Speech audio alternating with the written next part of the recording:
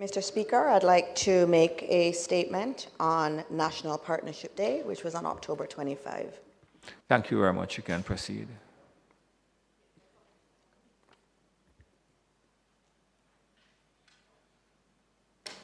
Thank you very much. Mr. President, as we came together to mark National Partnership Day on Wednesday, October 25, 2023, we were reminded of the collective spirit, unity, and shared vision that bind the people of Jamaica. This day was not just a date on our calendar. It became a symbol of our nation's journey, the testament of our shared endeavors, and the promise of our united future. National Partnership Day underscores Jamaica's enduring legacy, that our strength lies not just in the beauty of our landscapes or the rhythm of our music, but in the harmony of our partnerships. These are the partnerships that exist between our government agencies, our businesses, civil societies, churches, communities, and every individual who calls this beautiful island home. The idea of partnership transcends formal alliances and agreements. At its core, it speaks to the spirit of kinship, collaboration, and mutual respect. Most partnership efforts around the world only include the government, private sector, and unions. But of course, Jamaica has to be special. Our partnership, in addition to the government, private sector, and unions, also involves partners from other sectors, partners from civil society, the church, academia, and of course, the opposition. National collaboration plays a pivotal role in national transformation by pooling diverse resources, expertise, and perspectives together to address the multifaceted challenges that our country faces. No single entity or sector, regardless of its resources, can single-handedly drive significant change on a broad scale. Governments, despite our regulatory power, require the innovation and efficiency of the private sector. Similarly, the private sector benefits immensely from the structured frameworks and policies set by governments. By bridging these divides, partnerships ensure that policies are not only robust and comprehensive, but also pragmatic and implementable.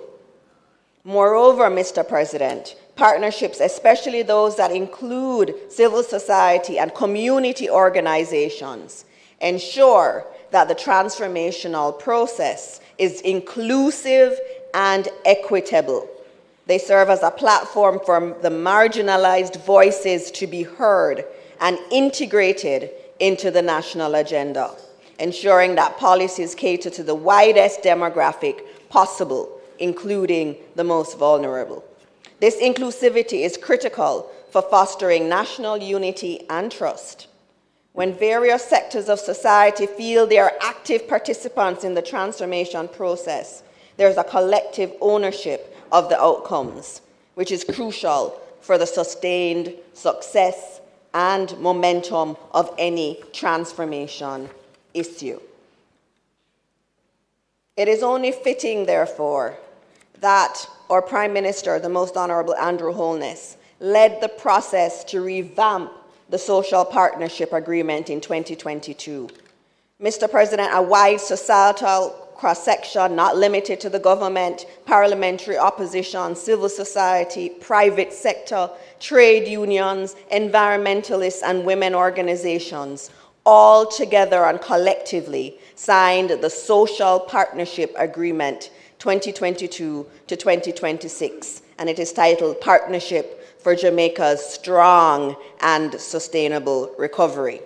In that agreement, we all committed to the following words: all partners, in recognizing their individual and collective responsibility to uphold and adhere to each one of the commitments given, resolve to engage in respectful and constructive dialogue and support each other in the fulfillment of these commitments.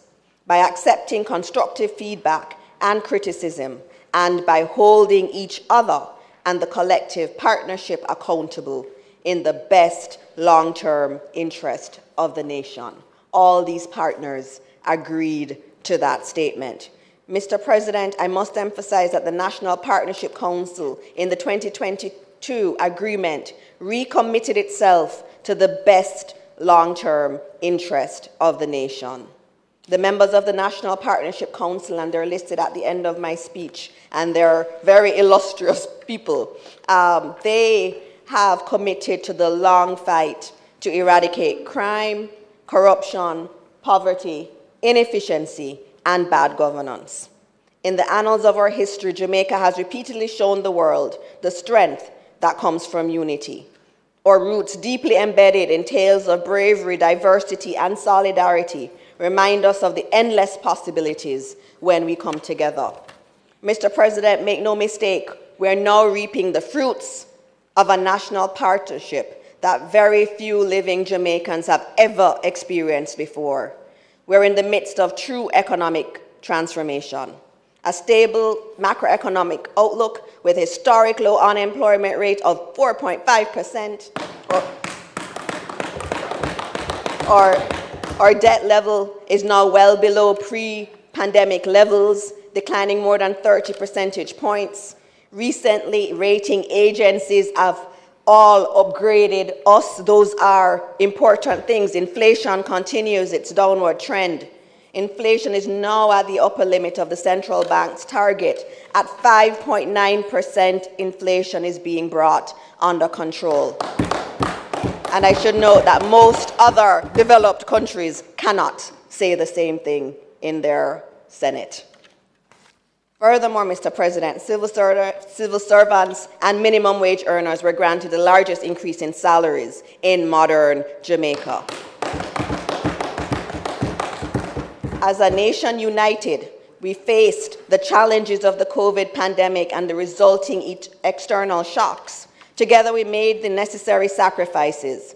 Because of our strong social partnership, we can now collectively enjoy the best economic recovery Jamaica has ever seen. So this was not by accident. This was obviously through the social partnership. Our partnership for safety and security is also yielding some fruit.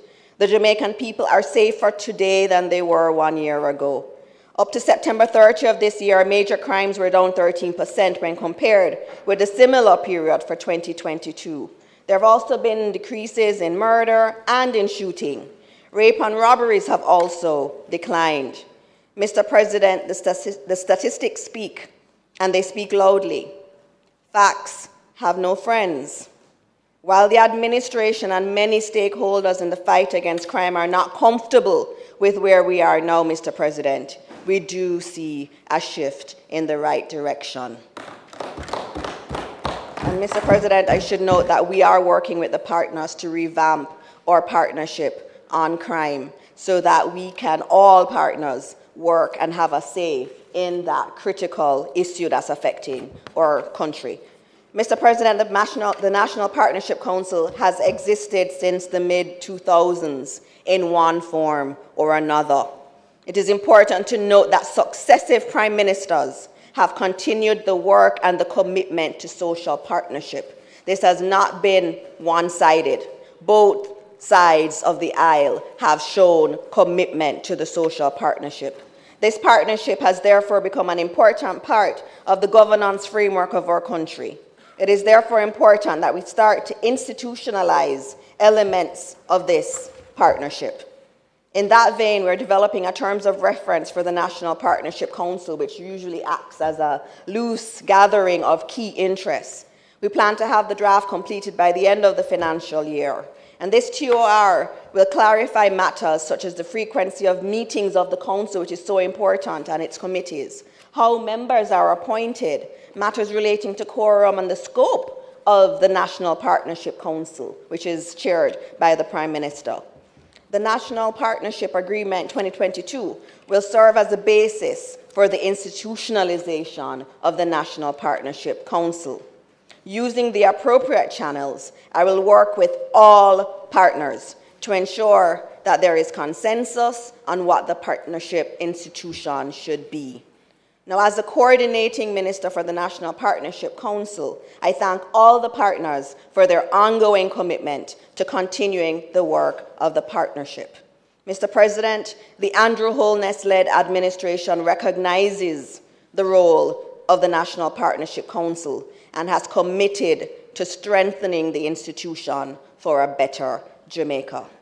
In conclusion, in our rapidly changing world, it is these partnerships that will drive innovation, fuel our economic engines, and help us face challenges, be they environmental, economic, or social.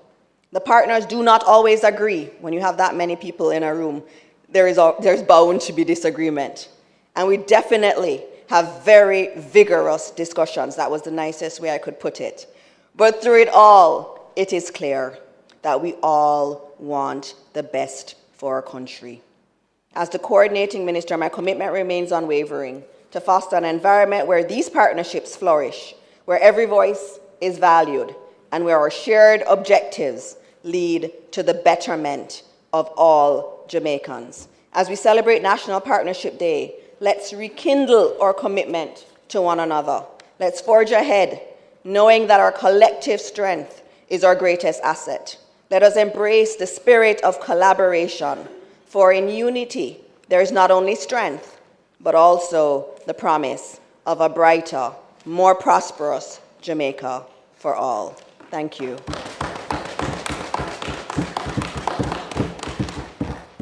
Thank you, Minister. Announcements?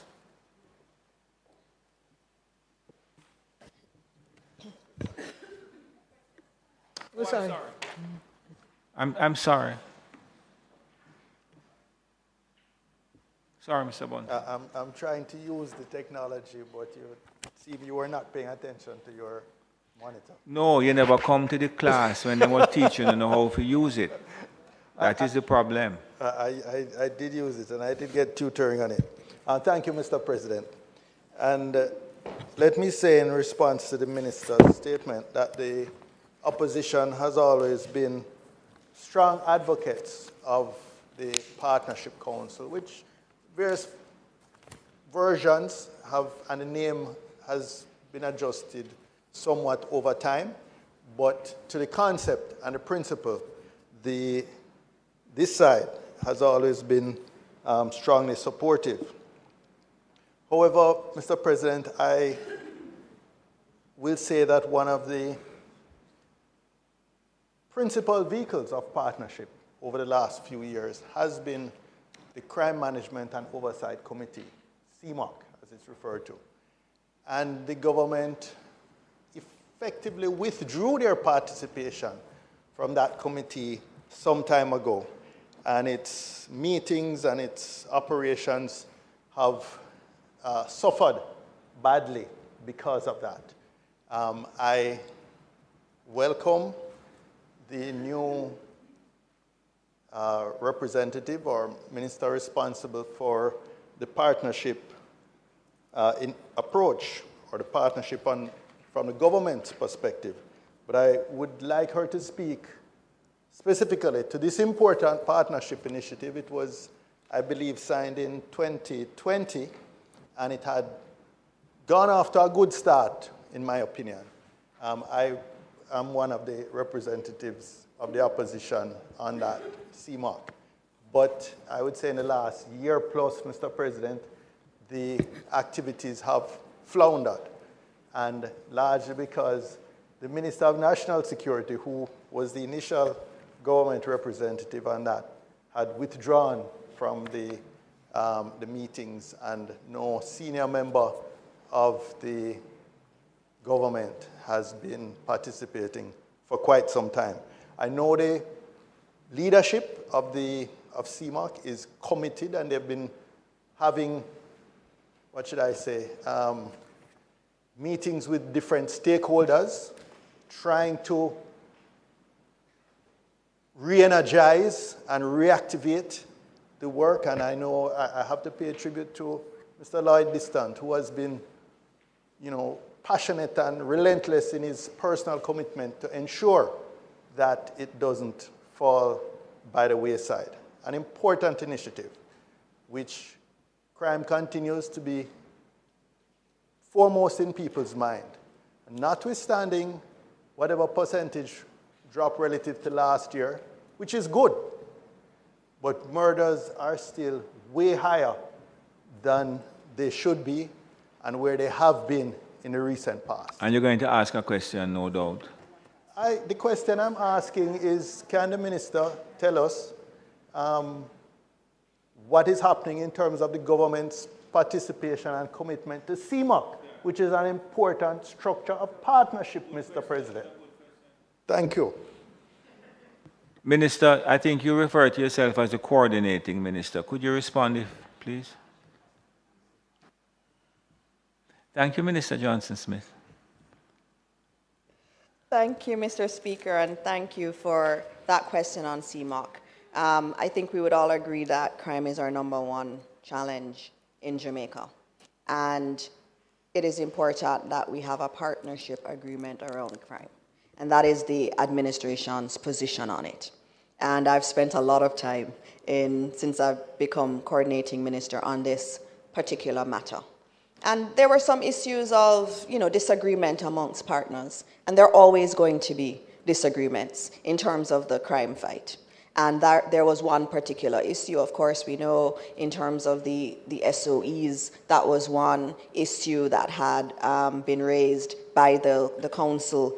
And it is important that when we have disagreements, that we stay at the table and that we continue talking and we get to some level of consensus.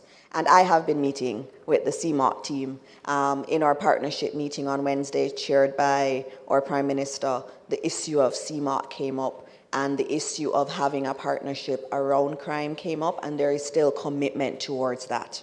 So we think that in the middle, after doing a couple of years of CMOC, it's a good time for us to refresh it, look back at it, look at the targets. Are these the right targets? What about the role of the private sector? Because if you look at all of the items that were there, they were all items to be done by the government. But I think you would also agree that crime cannot be solved only by the government. There's a role for civil society, there's a role for academia, there's also a role for the church. So it is very important in this new refresh where we just look at what were the targets that we had, add a few new targets, and also have some of our partners also have targets so that it's more demonstrable that this is a true partnership around addressing the crime issue. So we're talking, and you mentioned Lloyd Distant, who has worked really hard on this. He and I have had many meetings. We have some scheduled for next week too, to get back at the table.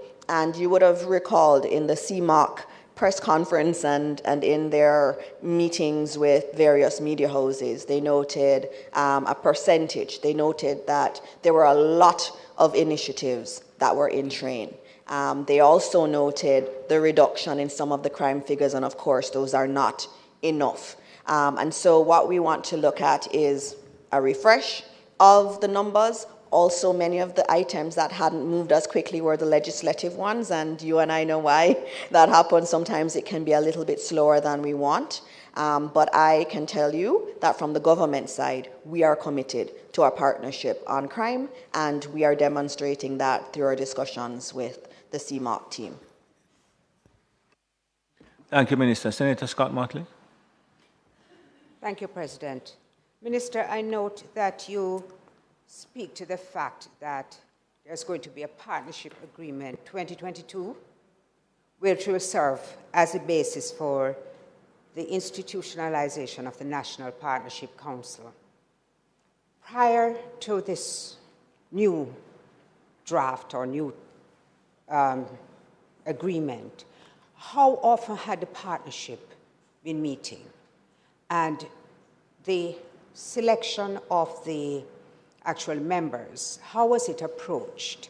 And are these members presently involved in the restructuring or what appears to me, let me be accurate, to be a restructuring of the partnership agreement?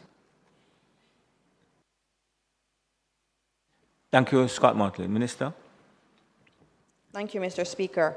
In terms of that institutionalization, it's not a deviation from the actual agreement, because in the agreement of 2022, it did state that we would have the partnership institutionalized. So what you see is kind of a loose grouping of different people across Jamaica, and you have different representatives that have been selected. And sometimes it's, you know, the president of the key organizations that are operating in Jamaica.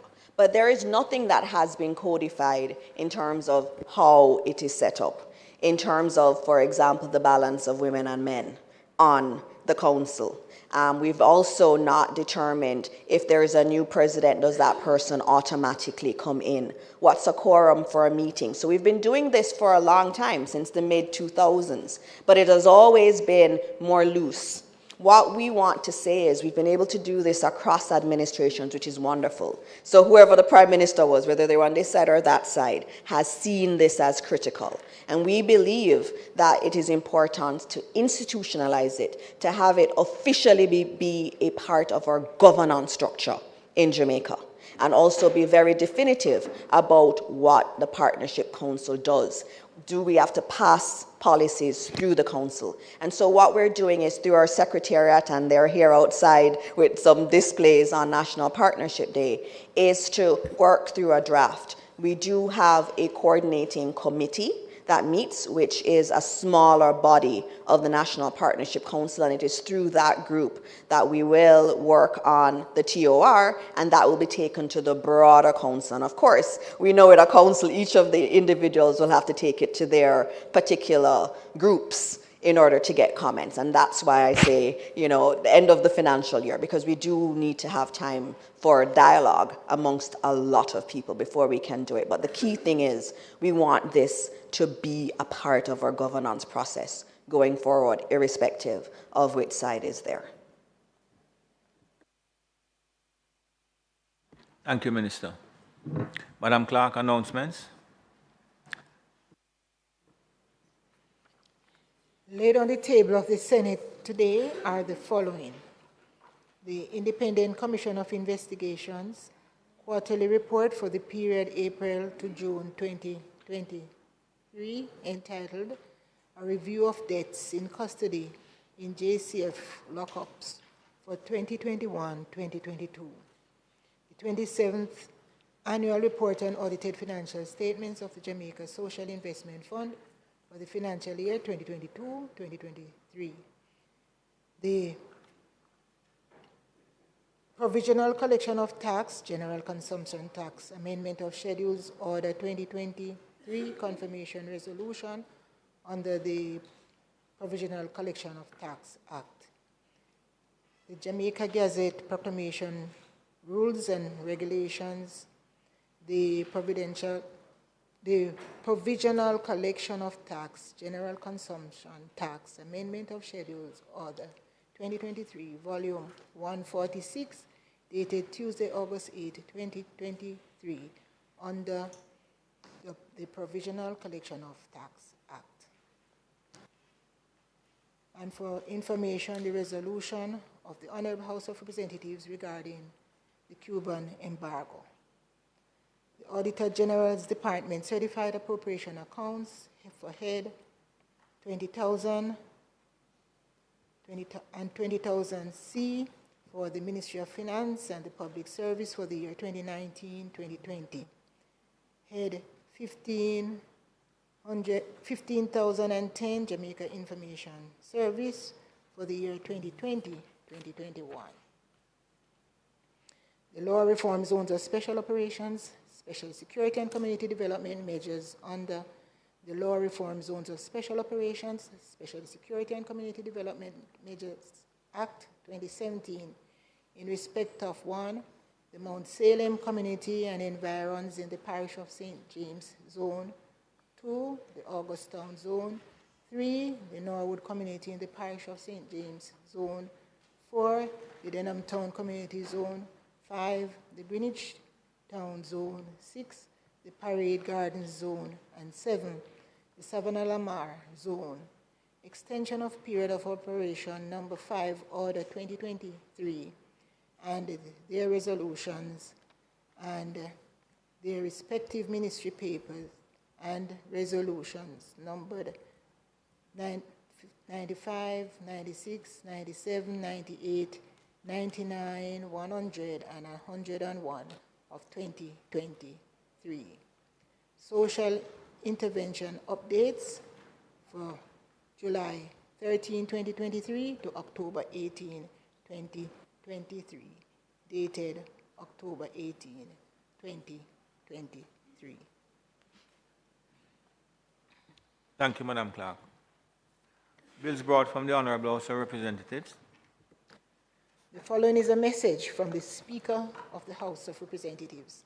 To the Honourable Senate, I have the honour to advise the Honourable Senate that on the 24th day of October 2023, the House of Representatives agreed to the Senate amendments to the bills entitled 1, an act to repeal and replace the Bail Act and to provide for connected matters, and 2, an act to amend the Law Reform Zones of Special Operations, Special Security and Community Development Measures Act. Signed, Juliet Holness, MP, Speaker of the House of Representatives. Thank you, Madam. Petitions, papers, reports from committees, notices of motions given orally, questions and answers to questions, motions that may be made at commencement of public business requiring notice, motions relating to the sitting of the Senate, motions for leave to introduce bills, the presentation of bills without the leave of the Senate first obtained, public business. Minister Johnson-Smith.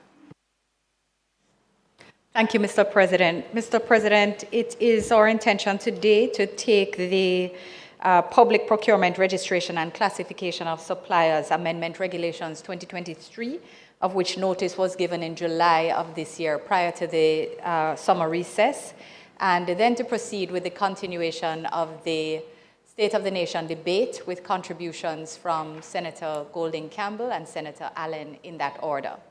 As the technical team is here and as the regulations are fairly uncontroversial, Mr. President, it's proposed to proceed with that first, to dispatch with that, and then proceed with the State of the Nation debate. With your leave, Mr. President, it is proposed that we note that the regulations before us, the regulations before us seek to amend Part 1 of the second schedule of the Public Procurement Registration and Classification of Suppliers Regulations 2019, which I'll refer to, of course, as the principal regulations. And fundamentally, they're intended to increase the registration fees associated with the maximum registration period of 3 years in accordance with Regulation 9 of the principal regulations.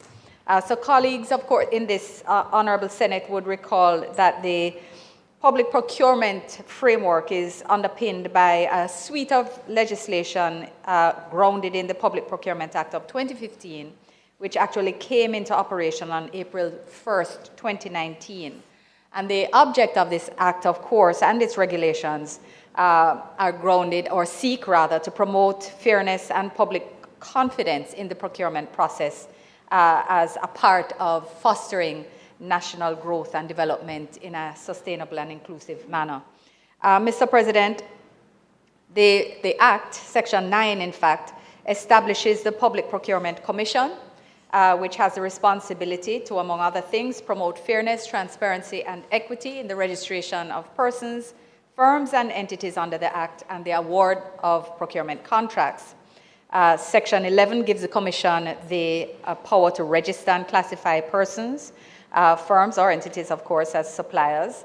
And the registration process is intended to ensure that suppliers are eligible to participate in the procurement process and that they meet technical requirements, financial requirements, and legal capacity that is prescribed in each category of registration. So there's a due diligence process which is associated with the registration of suppliers. And this includes examination of their assets, their business, products, services, prior projects, as well as the review of financial information. And Section 61 enables the Commission, with the approval of the Minister, to make regulations prescribing, among other things, the forms, fees, and content and form of registers. Mr. President, Regulation 10 provides that on notification by the Commission that the supplier's application has been successful, a fee is payable in respect of the grade in which the supplier has been classified in the first column of Part 1 of the second schedule, and these fees are applicable only to suppliers registering in the works suppliers grades. And Regulation 9 provides for a maximum period of validity of registration of 3 years, so it's a period up to. The practice has been to register contractors or register grant certificates of registration for a period of 1.5 years. And then the supplier, of course, may elect to return to the register by resubmitting a new application and paying fees. But looking at the cost and the inefficiency, which is part of this registration process, the Commission intended to move, or intends to move, to the upper end of the period for 3 years. But it does not wish to do so for clear reasons at the current fees, given that there are, in fact, administrative and other costs that are apart, that are associated with each application. And the current fees are, which I will get to shortly, and they're set out in the regulations resolution, which admittedly was tabled some time ago, so you may not have gone through your files, but you have them. Have them. So they've been done they've been generally granted at 1.5 years, and the aim is to go to 3 years to deal with commensurate application and administration costs.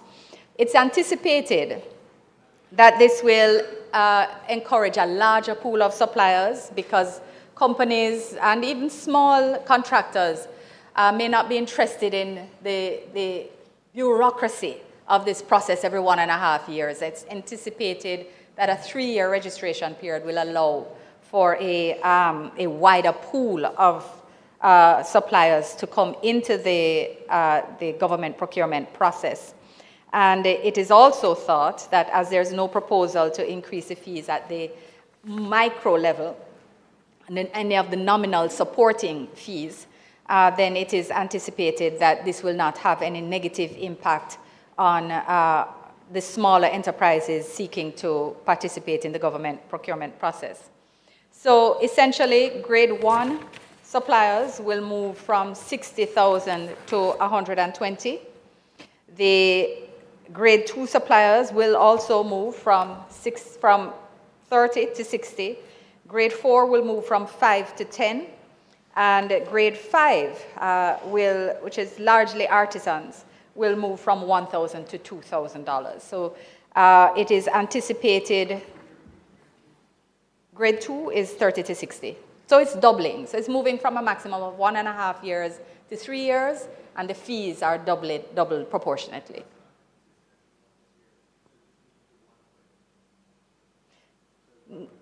Mm, 60 to 120 for grades.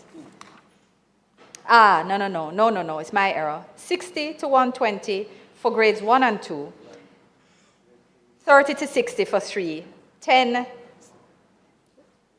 to 10 for 4, and 1 to 2 for 5. I jumped a line. My apologies. Thank you for the call, for the good call on that, so that the record is consistent with what is before us. So it is anticipated that in the clause by clause, Mr. President, that there will be no cause for lengthy debate, as clause 1 simply sets out the title, which has already been read. Clause 2 sets out the part 1 of the second schedule, again, only with the fees for works, which are being amended. And having already identified the obvious benefits and efficiencies to be gained, Mr. President, these are now commended to this chamber for the contribution of both sides. Thank you, Mr. President. Thank you, Minister. Senator Bunting. Thank you, Mr. President. The matter is uncontroversial, and I only really have one question of clarification, if you have the information. I thought it curious that registration fees only apply to works. I'm assuming that's contractors, civil works type contracts. But it's nil for goods and services. You know, contracts for supply of goods and services can be of substantial amounts. And I think it also requires the Procurement Commission to do some due diligence on those suppliers as well. So I'm just curious as to why those are nil, as opposed to even a small artisan, who I assume in this case would be a mason or a carpenter or some electrician, is required to pay a fee, but not, say, a senior counsel who might be supplying legal services, who could much more afford to pay a registration fee. Thank you.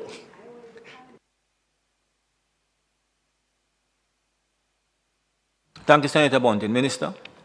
If you could give me a minute to just confer, because I have a theory, but I would rather not state the theory.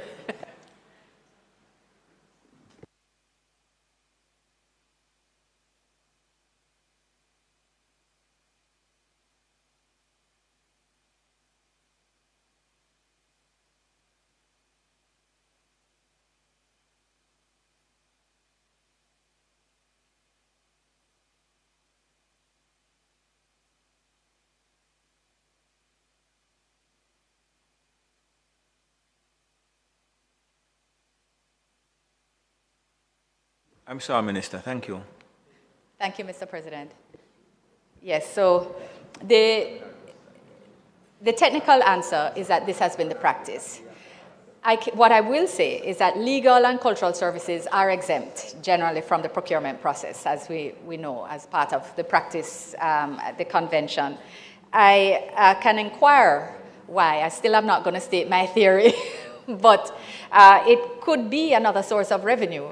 And therefore, I will raise with the relevant minister that this matter has been placed on the table as a question in the Senate without unduly delaying our consideration of the matter. I will inquire why it is that we're not seeking registration fees from goods suppliers as well. So, Mr. President, it does appear that there are no further contributions, and I therefore ask that the resolution be affirmed. Members would have heard the presentation of the Honourable Minister and subsequent debate. And I now ask that the motion be approved. Those in favour? Aye. Against? Thank you. Minister? It is now intended to continue with the State of the Nation debate. We're all going through the process, Mr. President. Some, as you have seen earlier, would be forgiving of you. It is now intended to invite the presenters who will address us on their perspectives of the State of the Nation. Mr. President, the Honourable Senator, the Honourable Shireen Golding Campbell will be our first presenter.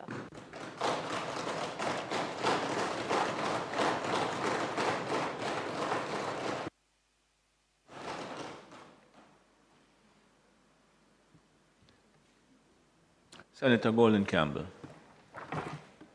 Thank you, Mr. President. Is it better to use this one?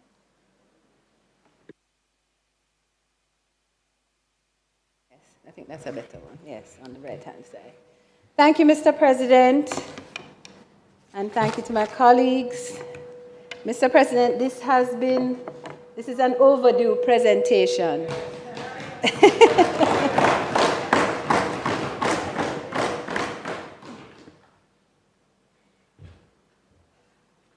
And so overdue it is that I lost members of the family who were present on the first occasion, who haven't been able to come on this occasion. But I want to recognize my stepson, Adam, who is here with me. He's the sole representative of the children today. Mr. President, on September 15, 2020, I took my oath of office on appointment as Senator in this Honorable Senate. I'm grateful to the Most Honorable Prime Minister Andrew Holness for this appointment and for affording me what I consider one of the highest forms of national service behind military service, that of serving my country as a member of the Houses of Parliament. I was then, and today continue to be, humbled by the opportunity to serve my fellow Jamaicans and my country. And my prayer every day, Mr. President, is that I do so credibly and in the interest of my fellow citizens. Mr. President, I crave your indulgence as I make a few acknowledgements before launching into the meat of my presentation. I did recognize my stepson, Adam, but I must thank my wider family for their unwavering support. As a working wife and mother, this endeavor of service, coupled with my vocation as an attorney at law, often takes me away from family with long hours at my desk, beyond what they may have expected, and certainly at times than they wish to tolerate. I'm grateful that despite my unavailability, they still give me the room to serve my country. I give thanks also, Mr. President, to my familial antecedents in the Houses of Parliament and in public office. My father, my grandfathers, my gaga, my paternal grandmother, my Uncle Pernell and Uncle Rocky, my Uncle Tony and Auntie Icy, all of whom have run for political office in some form or other. Mr. President, I want to say a big thank you to my team at my law office, Golden Campbell and Associates, all of whom are here with me this morning. They are an amazing group of lady lawyers, and they keep the lights on, and they continue the work despite my absence at times in pursuit of parliamentary duties. We're very balanced. I'm grateful for their encouragement and feedback on many aspects of my work here in the Senate, and I'm privileged to have them in my circle. I want to publicly recognize them by name. Yetunde, Ane, Denise is not here with us today, Agesha, Anne-Marie, our interns Kelsey, who is not here, and Shane. Thank you all so much. Mr. President, I must also thank the clerk to the Houses of Parliament and the parliamentary staff, and particularly to Mr. President, the parliamentary librarians and the team in the Hansard department, who are quick to respond to my request for research assistance and documents to assist my preparation for the various committee assignments. And they really, really are very responsive. I thank you all so much. I can't leave out my Senate colleagues on both sides of the aisle who have been collaborative and supportive. And I thank you also, Mr. President, for your guidance and advice along the way and your ever-present availability whenever I have called on you for that guidance and advice. You're welcome. Seems like I should have said that a long time ago. I want to especially acknowledge my leader of government business, from whom I have learned so much these past 3 years. And it's not just the energy and commitment with which she tackles her portfolio and leads the government side, but perhaps most poignant for me is her management of our sometimes robust debates, and you can put in brackets, and her management of me. I'm grateful to her for allowing all views to contend. It's a mark of inclusive leadership, Mr. President, and I'm grateful to her for that approach. That approach, Mr. President, is consistent with the approach of the Andrew Holness-led administration. Inclusiveness reigns, and efforts are made always to ensure that even in the nooks and the crannies of building our prosperity, no one is left behind. Mr. President, despite our youthfulness as a nation, today we stand at an exciting and pivotal time in our evolution. Prime Minister Holness was first given his mandate in February 2016 at a challenging time. Since then, Mr. President, under his leadership, lofty goals were set and significant strides were made. Harken your mind back to where we were in February 2016 when the administration took over. We had an economy then, Mr. President, that recorded a mere 1.4% growth rate between 2015 and 16. Those kinds of numbers were reminiscent of a period in the 90s when we had trickling or no growth and sometimes even negative growth. Our debt to GDP ratio stood at approximately 124% for the 2015-16 fiscal year. Simply put, Mr. President, we were spending more than we were earning. And we were still in a situation, too, where our people were continuing to make great sacrifices under the public sector wage freeze, a consequence of the restructuring IMF agreement.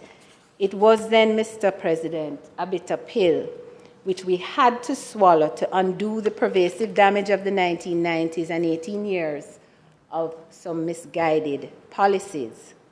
But thankfully, Mr. President, with foresight and vision, Prime Minister Holness and his team set off with some bold moves. Removed income tax for persons earning up to $1.5 million. Cut GCT from 16.5 to 15%. Increased the GCT threshold for businesses from $3 million to $10 million. Abolished the minimum business tax and asset tax so that micro and small enterprises could have an ease to really concentrate their efforts on growth. Stamp duty of 4% per value of real estate transactions was abolished and replaced by a flat fee of $5,000 no matter the value of the transaction. Mr. President, I'm going back in the 7-year history of the administration because, you know, when we come to judge our government, we must do so objectively. We have to be careful not to get drawn into propaganda and hype and baseless criticisms and even fake news. I'm going back in the history, Mr. President, to paint a picture of what I consider a government that has been people-centric. Initiatives like the lowering of consumption tax and increase in income tax threshold hit the bottom line of every single Jamaican citizen. These are not simply tick-the-box economic indicators. They are real initiatives that were implemented by this administration to improve the lives of all of us on this rock. Fast forward to September 2020, Mr. President, when Prime Minister Holness was given an overwhelming mandate to continue his vision for our country for the second consecutive term. Recall, we were smack in the middle of a global pandemic. I don't know how many of you remember the fear, because after you pass through a moment, sometimes you don't remember that you were so afraid at the beginning of it. The fear and the anxiety that we felt as we watched the coronavirus wipe out the lives of our loved ones and bring businesses across so many sectors to a grinding halt. It was a daunting time for our nation and for this administration, whose lofty goals were threatened by the conditions that came with the COVID-19 pandemic. School closures caused us to pivot to remote learning. Some of our kids were unable to participate. They didn't have devices, they didn't have internet access. Our borders had just been reopened with restrictions to ensure that the transmission of the virus was kept at a minimum, and we were under movement restrictions to limit that transition and to minimize the rate at which our hospitals and health centers were being overwhelmed.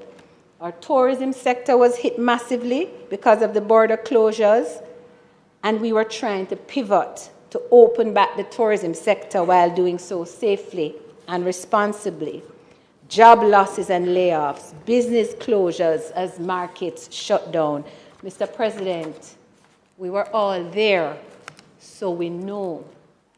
So when we seek to judge an administration, we have to do it objectively. We must recall the state of affairs as they were when we are making judgment and be objective about how we measure our government, not getting drawn into propaganda and hype.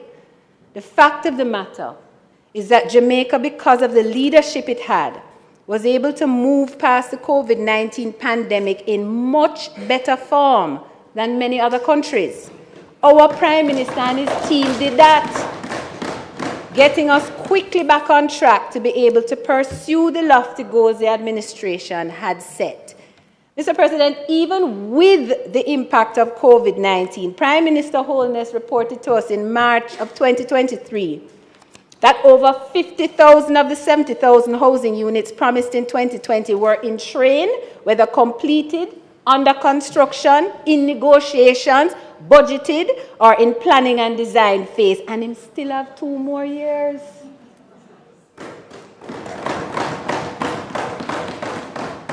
Even with the challenges caused by COVID-19, the government's promise of public sector compensation reform was realized, and the most massive increase in salaries in the history of our country was implemented this year. It was a promise in 2020, and in 2023 that promise was kept. So when we judge our government, we must do it objectively. We must consider all the circumstances, and we mustn't get caught up in the hype and the propaganda. Mr. President, the government met and continues to meet its promise of providing improved training opportunities to increase the employability of our citizens. The abolition of fees up to the associate degree level at heart is one such initiative, and it's no wonder, Mr. President, that our country is recording the lowest rates of unemployment in our history.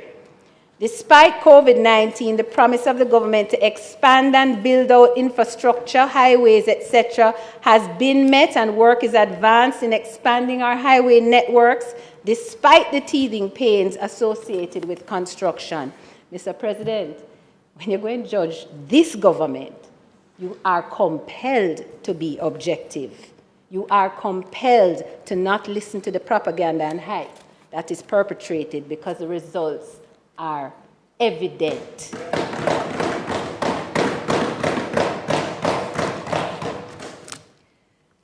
Mr. President, it's never an easy road.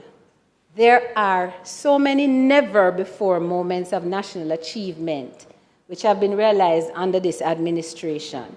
We're no longer at 2016's 124% debt to GDP ratio.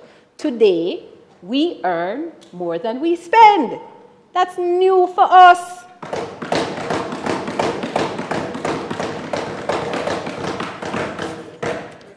Mr. President, I felt it necessary to remind us of the historical background, because I do recognize a restiveness among our people that leads me to think we are forgetting where we are coming from. Change is hard. Change is painful sometimes. But change is necessary to ensure that our people are able to position themselves to reach their full potential. The building of prosperity, Mr. President, is not an easy task. Construction is a messy endeavor. There is construction dust, there is noise and discomfort, and especially if you have to live in the building while you're building, it is misery. But we have gotten through the COVID-19 pandemic, and the job of our government today is to ensure that while building prosperity, that everyone is included, and that even in the nooks and the crannies of the construction site, no one is left behind.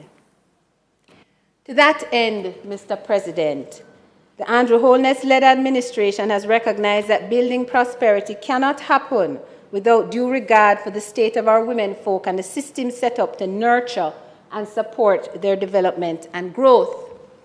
Mr. President, the Prime Minister has been groundbreaking in his commitment to ensuring that our women folk are supported and enabled to make the contribution to national development that they have been seeking to make. This administration, Mr. President, has been deliberate in ensuring the participation of women in our national programs and priorities. A minimum of 30% of all public boards must now be filled by women. The enablement of the participation of women in the governance and leadership structure of our country endures to the benefit of all of us, Mr. President. And our Prime Minister has demonstrated his commitment to that by ensuring that significant numbers of female candidates were offered to the electorate in the last election, and that women's representation at the level of the cabinet is increased.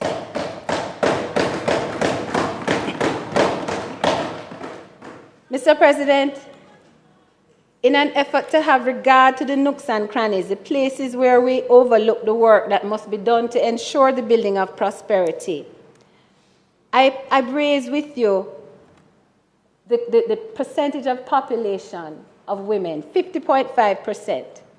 They make up 46.5% of the labor force and 45.7% of the employed labor force. So, walk with me a little bit here. Suppose I was to propose in this Senate that all women be given 36 to 60 days of unpaid leave every single year, or maybe even paid leave. I suspect everyone here would be gasping.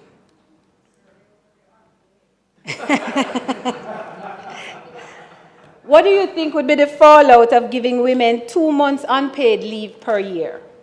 I suspect the Employers' Federation would be up in arms, and as an employer, I can appreciate that perspective as well. Mr. President, I think I have to warn you that I'm getting into what some might find an uncomfortable conversation, but I'm not making any apology for it. Because in the building of prosperity, we have to deal with matters that we might find uncomfortable. Mr. President, in 2023, we still have women who must opt out of productive life because of the inability to afford a most basic and necessary component essential to their productivity. And I'm talking here, Mr. President, about the women and girls in our country who are enduring period poverty. What does that mean? The United Nations Fund for Population Activities describes period poverty as the struggle many low-income women and girls face while trying to afford menstrual products. The term also refers to the increased economic vulnerability that they face due to the financial burden posed by the supplies. These include not only the menstrual pads and tampons, but also related costs such as pain medication, and believe it or not, something as simple as underwear. Mr. President, a check of just 3 major supermarkets indicated that at the low end, period products can cost anywhere from $200 per pack of $10 to $500. The American College of Obstetrics and Gynecologists recommend changing sanitary material every 4 to 8 hours. I don't know if our medical association has a recommendation on that score. I was unable to find that information. But of course, how many packs of 10 a woman needs in each cycle, each monthly cycle, will depend on how heavy her flow is, how absorbent the material is, and it can last 3 to 5 days. We're talking about 3 to 5 days on average each month. Mr. President, I'm willing to bet you never thought in your tenure as president you'd be listening to a presentation talking about women's periods. But this is one of the things that in the building of prosperity I'm calling us to take account of, because it is easy to unintentionally overlook these issues. It's not just an issue of affordability, Mr. President. It's an issue of reproductive health and an issue of basic human dignity. Without access to menstrual supplies, girls may resort to using toilet paper, dirty rags, leaves. There are accounts of girls using banana leaves, or even using a sanitary pad for more than 1 day, which is not recommended, Mr. President. This can cause infections and other medical issues. If our women don't have access to clean water, the situation can be further exacerbated, making it difficult for them to hygienically manage their periods. Thankfully, Minister Samuda is working hard to make the issue of lack of access to water a distant memory, and I have my money betting on him.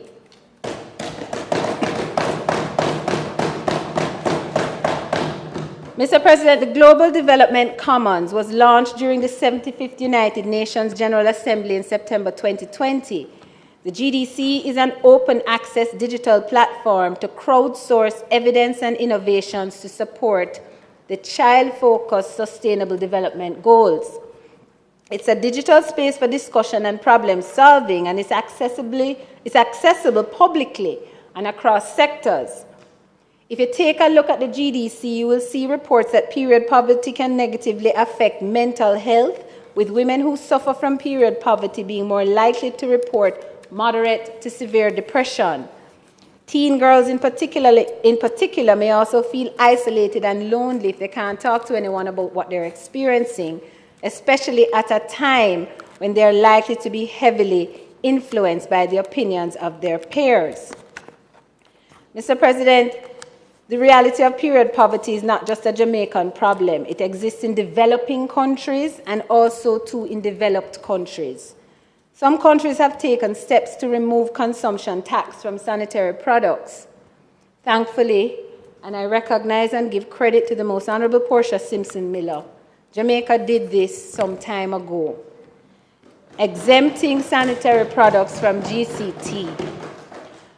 But, Mr. President, there are still other duties and fees that apply, which include import duties of 20%, a standard compliance fee of 0.3%, and an environmental levy of 0.5%, and as well a customs administration fee. So the cost of the product includes at least, before you do any markup, a 20.8% increase in the cost. The fact is that the vast majority of sanitary products are imported. Very few are made here in Jamaica. And while the quality made here in Jamaica is excellent, the cost is higher than the imported brands. Mr. President, whether these fees can be removed is an assessment that must be undertaken by the Ministry of Finance. And I implore the Minister, for whom I have the greatest regard, for his competence and his people-centric consciousness, to take a look at how we can best make these products as affordable as possible. There are various ways, Mr. President, to ensure an end to period poverty. If you can imagine that women and girls who are PATH beneficiaries and on the school feeding program are unable to afford school lunches and breakfast, then you can imagine that ending period poverty may very well be something that can be fixed under the PATH program. Certainly, access to period products could possibly be funded and delivered through the distributive network of the PATH program. But there are other mechanisms that may support reaching the women and girls affected by period poverty. For instance, the National Health Fund, which was established, among other things, to provide prescribed health benefits to all residents, regardless of age, gender, health, or economic status, to make pharmaceutical and medical supplies accessible and available to government-owned health facilities, and importantly, to secure improvement in the productivity of residents by reducing time lost on the job that is attributable to personal and family health care problems. Well, a period is not a disease. It is something which, if not dealt with in a hygienic manner, may lead to disease, and certainly can lead to loss of productivity for those women unable to afford sanitary products to deal with monthly periods and absent themselves from work. The NHF, with its network of provider pharmacies and public pharmacies, may well be placed to ensure the distribution of period products to our vulnerable women and girls. And I ask, Mr. President, that in the appropriate places, consideration be given to how we can achieve this. Mr. President, I make no definitive recommendation because more needs to be understood in terms of how many of our women and girls are impacted. I want to recognize at this juncture, Mr. President, the Her Flow Foundation, which was founded by Ms. Shelly-Ann Weeks, and Shelly-Ann is in the gallery. Shelly-Ann, just wave so we can recognize you. Thank you. She's probably the most seminal person in Jamaica at the forefront of tackling this problem. She has, with her own time and resources and the support of kind partners, driven the length and breadth of Jamaica, delivering period products to girls in schools from Morant Point to Negril Point. She's a Jamaican patriot, Mr. President, and I want to recognize her and thank her for her service. Mr. President, the Her Flow Foundation conducted an informal survey in high schools throughout the length and breadth of Jamaica and uncovered that up to 44% of first formers are affected by period poverty. The survey also confirmed that some of them stay home while on their period, some ask the guidance counselor or other teachers for products, and still some resort to using alternatives like old cloths and banana leaves. Yeah, we are in 2023, and yeah, this is happening right here. So we need a study to determine how many working women may also be affected. It's not an affordability issue, it's a reproductive health issue, and we have to be careful about how we contextualize it. It's not beyond us, Mr. President, and certainly it's in our collective interest to ensure that no girl or woman in Jamaica is without the necessary materials to go through menstruation without having to lose productive work time and attendance at school. Remember, Mr. President, I had asked initially if we'd be prepared to give women 60 days of unpaid or paid leave. And I am answering the question, no, it's not in our interest, Mr. President, to lose the participation of our women for 3 to 5 days each month, what can amount to 2 months per year. It's a level of productivity we can ill afford. We must ensure that the 45% of our workforce that contribute to our national economy are not affected by period poverty and are able to fully participate in work and school and avoid the loss of potentially 2 months of absence that may currently be faced when there's an inability to afford the cost of sanitary products. It's my intention, Mr. President, to put this matter to the bicameral caucus of women parliamentarians when it meets. It's a national imperative. It's not a nice to have, it's a need to have. A study of the measure of the loss of productivity that we experience from this reality needs to be undertaken.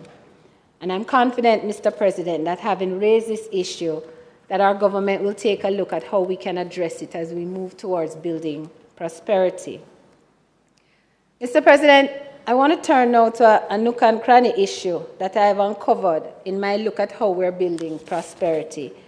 And I'm sorry that my colleague, Senator Lambert Brown, is not present today. I suspect he might be listening. Hi, Lamy. My firm concentrates its practice in commercial law, the law business of business. We advise companies and individuals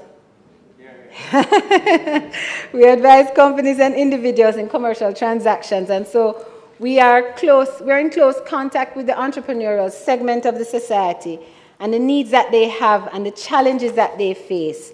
And for that reason, we have had a front row seat to observe some of the difficulties that MSMEs in particular have faced with the existing arrangements for resolving labor disputes. Mr. President, I raise this issue because much effort has been made by this administration to clear the roadblocks for businesses to grow and to thrive.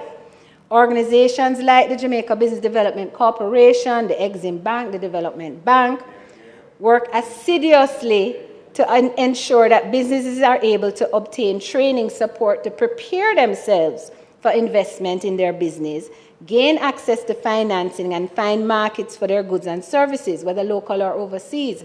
Our business minister wants to hear about the overseas market and the export. Initiatives which I mentioned before, like the removal of the minimum business tax and asset tax, and increasing the GCT threshold and others, demonstrate the government's commitment to supporting the growth of businesses and MSMEs. But this nook and cranny issue, Mr. President, appears to be hampering businesses. And it has to do with the labor component and how the disputes are dealt with, particularly in the MSME context. When workers and employers have a dispute, Mr. President, about the termination of the employee or other disciplinary action that is taken by an employer in respect of the worker, there are specific steps that must be taken under law to settle or adjudicate the disputes. Prior to 2010, these types of disputes were referred to the Industrial Disputes Tribunal, the IDT, but only where the worker was a member of a union. It left the non-unionized worker without recourse to the IDT and with the prospect of solving these disputes through the more expensive process of the courts. In 2010, the then JLP administration took the bold step of amending the Labor Relations and Industrial Disputes Act to permit non-unionized workers to have their disputes in respect of 3 categories heard by the IDT. And those categories were the physical conditions in which they work, the termination or suspension of the employment of the worker, and any matter affecting the rights and duties of the employer or organization representing employers, or of any worker or the organization representing workers. So if you look at the debate which ensued in the Senate in February of 2010 when the amendments were passed, it's clear that the amendments were limited to the categories of disputes that I've just mentioned. And that's so for a good reason. The reasons then elucidated by Senator Dwight Nelson of blessed memory, who championed the bill, were to provide the non-unionized worker who has a complaint or grievance access to the IDT as the public arbitration mechanism for the adjudication of these types of disputes, to facilitate the referral of disputes in respect of non-unionized workers without the requirement that an impending industrial dispute exists or is contemplated, and to recognize that there are a higher number of non-unionized workers in the workforce than there are unionized workers. So it was to remove any disenfranchisement of those non-unionized workers from access to the IDT. But the reason that I want to highlight, Mr. President, at the time, Senator Nelson recorded that one of the reasons was to accord respect to the right to freedom of contract between worker and employer. That is why, Mr. President, only the disputes of rights, meaning the disputes to do with termination, suspension, physical conditions, were permitted to be referred. So in other words, matters that related to the freedom of contract, like size of wages, compensation, benefits, that kind of thing, those were not included as matters that could be referred. Mr. President, 2010 amendments were a good idea, I've given this background to them because I want to discuss a consequence of the amendments that I don't believe.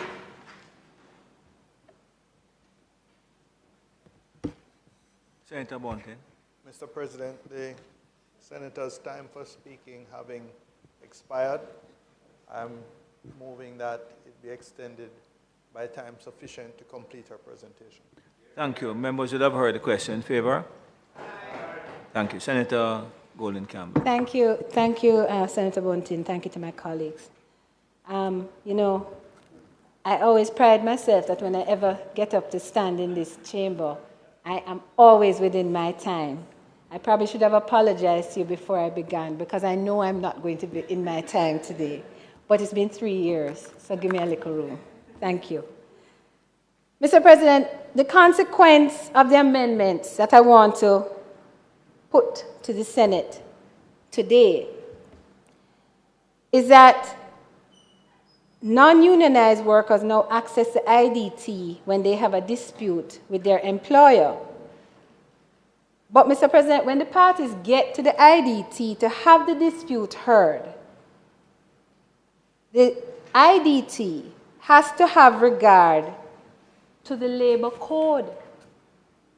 And the specific language at Section 3 of the Labor Relations and Industrial Disputes Act is a failure on the part of any person to observe any provision of a labor code, which is for the time being in operation, shall not itself render him liable to proceedings, but in any proceedings before the tribunal or a board, any provision of such code which appears to the tribunal or board to be relevant to any question arising in the proceedings shall be taken into account by the tribunal or board in determining the question.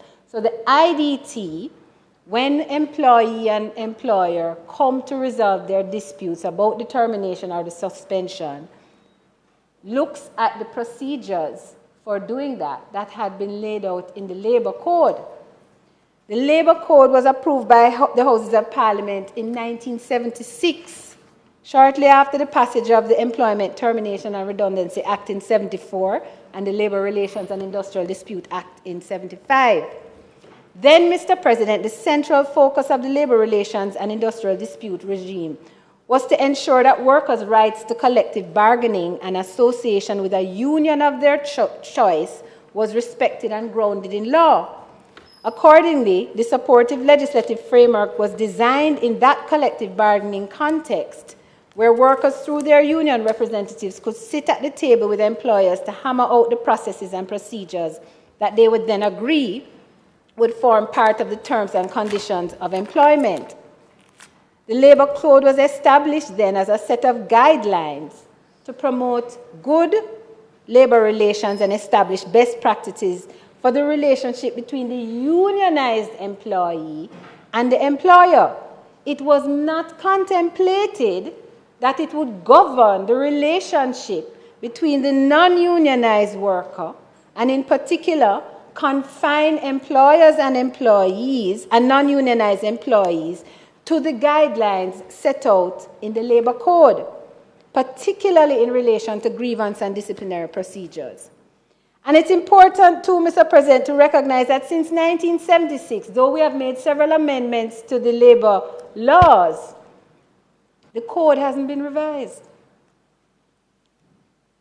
So the vast majority of disputes now coming before the IDT involve non-unionized workers, not unionized workers.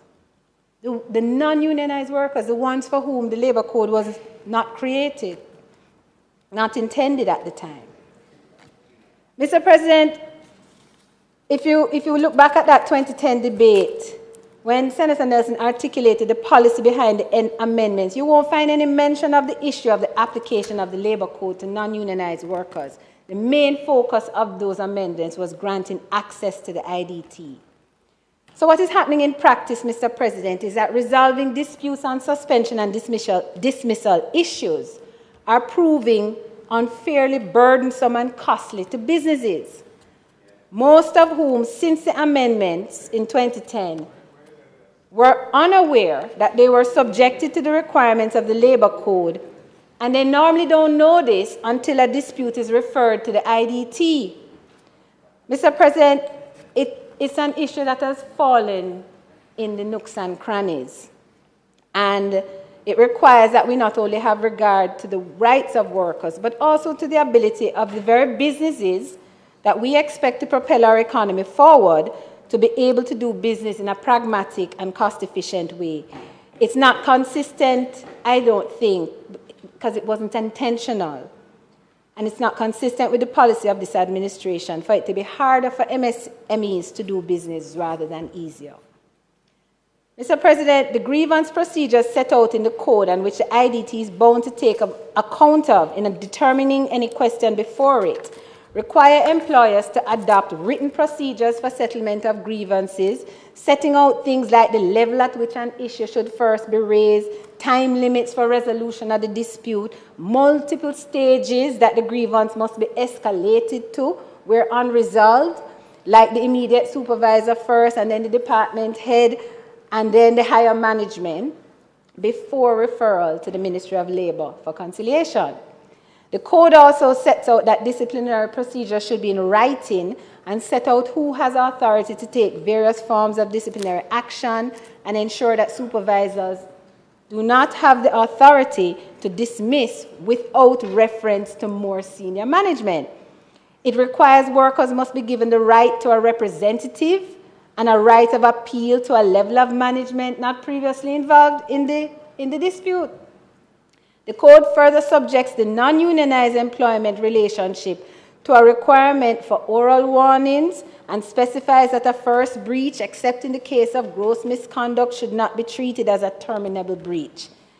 Mr. President, MSMEs don't fit within the strictures of the labor code.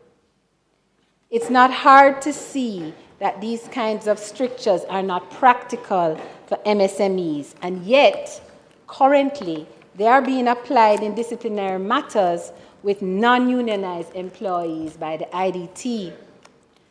Furthermore, Mr. President, the guidelines of the code apply in the non-unionized context, no matter the size of the business. So an employer is defined in the Labor Relations Industrial Disputes Act as a person for whom one or more workers work. So a company with less than 5 staff members, where a single person may in fact be the supervisor, the department head, and the senior management, is subject to the guidelines under the code, which contemplate levels of hierarchy that just don't exist in their context. Mr. President, I used 2 examples of businesses that have incurred disproportionate costs in going through the adjudication process outlined in the code. In one case, a business with about 60 employees and no formal HR department repeatedly warned the employee of a particular infraction until he received a final warning that he would be dismissed if he committed the infraction again. He did, and he was dismissed. But without the structured hearing procedures required by the Labor Code. The employee referred the matter to the IDT, to the Ministry of Labor, and threatened to take the matter to the IDT. The company was advised to settle, given the likelihood of the manner in which the IDT would apply the Labor Code and the failure of the company to engage in the structured hearing procedures of the code. That company, Mr. President, incurred costs of over $2 million, inclusive of legal fees, salary payments to the employee from the time of dismissal to the time of settlement, and lost time for work for staff who participated in the process of settlement. And that's just for one employee. In another case, Mr. President, in an effort to comply with the Labor Code, the company incurred a cost of over $3 million. This includes the legal fees, the cost of setting aside accommodation for this independent panel hearing, lost time at work, acquiring the independent persons to sit on the internal disciplinary panel to hear the matter. Mr. President, the Labor Code doesn't contemplate the internal mechanisms of the MSMEs. It assumes a complex HR structure that small businesses just do not have. And it was never intended to apply in the situation of non-unionized workers and employers, where the freedom to contract is paramount. Mr. President, if it were simply a set of guidelines that employers, when dealing with disciplinary issues with non-unionized workers, could choose to adopt or not, then the issue wouldn't arise.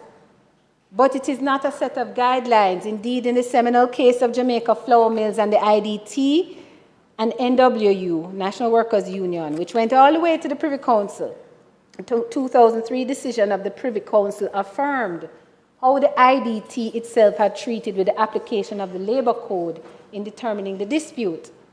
In determining that the workers in that case had in fact been unjustifiably dismissed, the IDT had said the code is as near to law as you can get.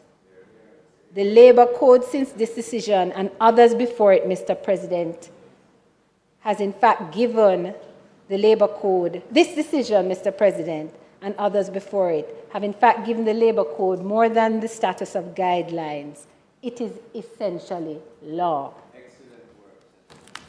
Ensuring MSMEs are not left behind, Mr. President, is an important imperative.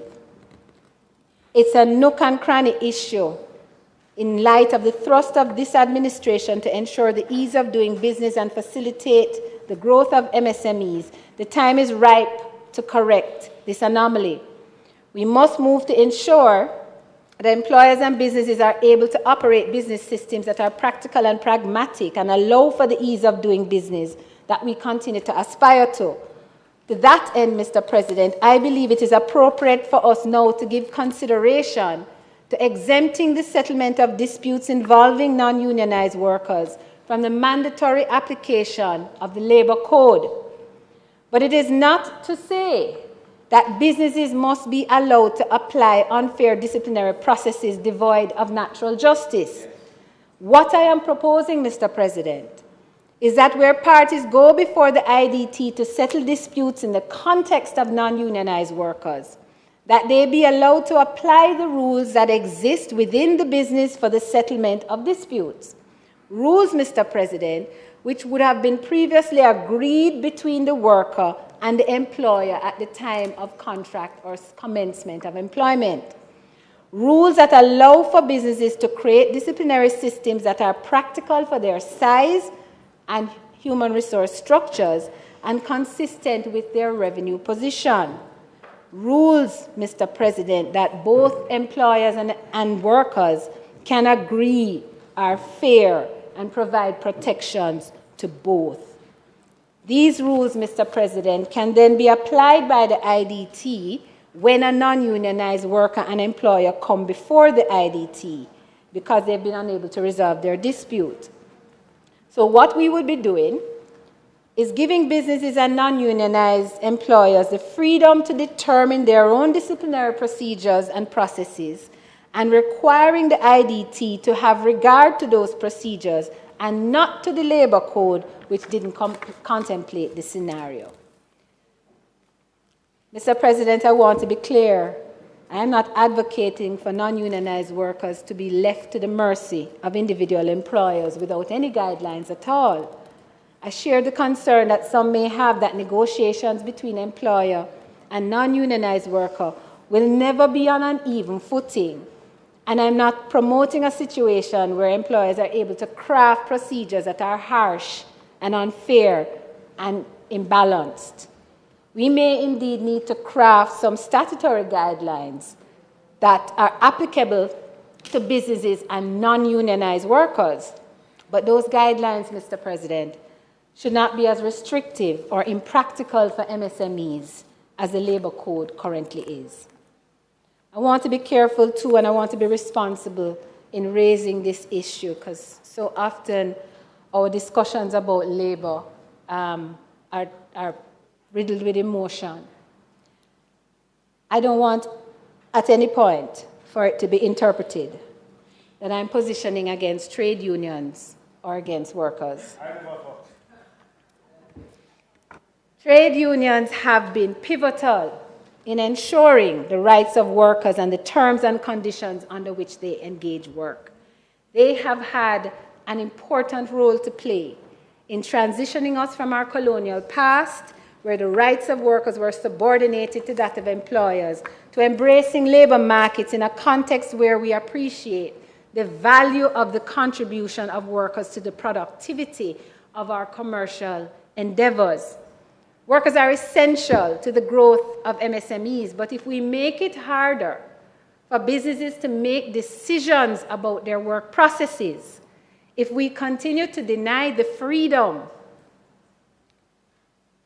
of employers and non-unionized workers to agree the disciplinary rules and processes that must govern the employment contract, if we deny employers a reasonable ability to discipline employees who run afoul of their agreed requirements, then we are creating a disincentive to do business. We are assigning a burden that was not intended. Some further work is necessary, Mr. President. In building prosperity for all our people, we must have regard for the nooks and crannies so that, as this administration has promised, no one is left behind. Mr. President, before I move from this topic to my last substantive topic, I want to mention an incidental issue. It's also a nook and cranny issue, because you see, while the IDT hears these disputes that I'm talking about, another problem that arises is the difficulty of monitoring their awards in an effort to observe the trends and the mindset of the tribunal in the various matters dealing with the various claims. The IDT has no independent website that you can access and research the awards that are made. If you want to research the rulings of the IDT, you have to attend at the location and visit the registry.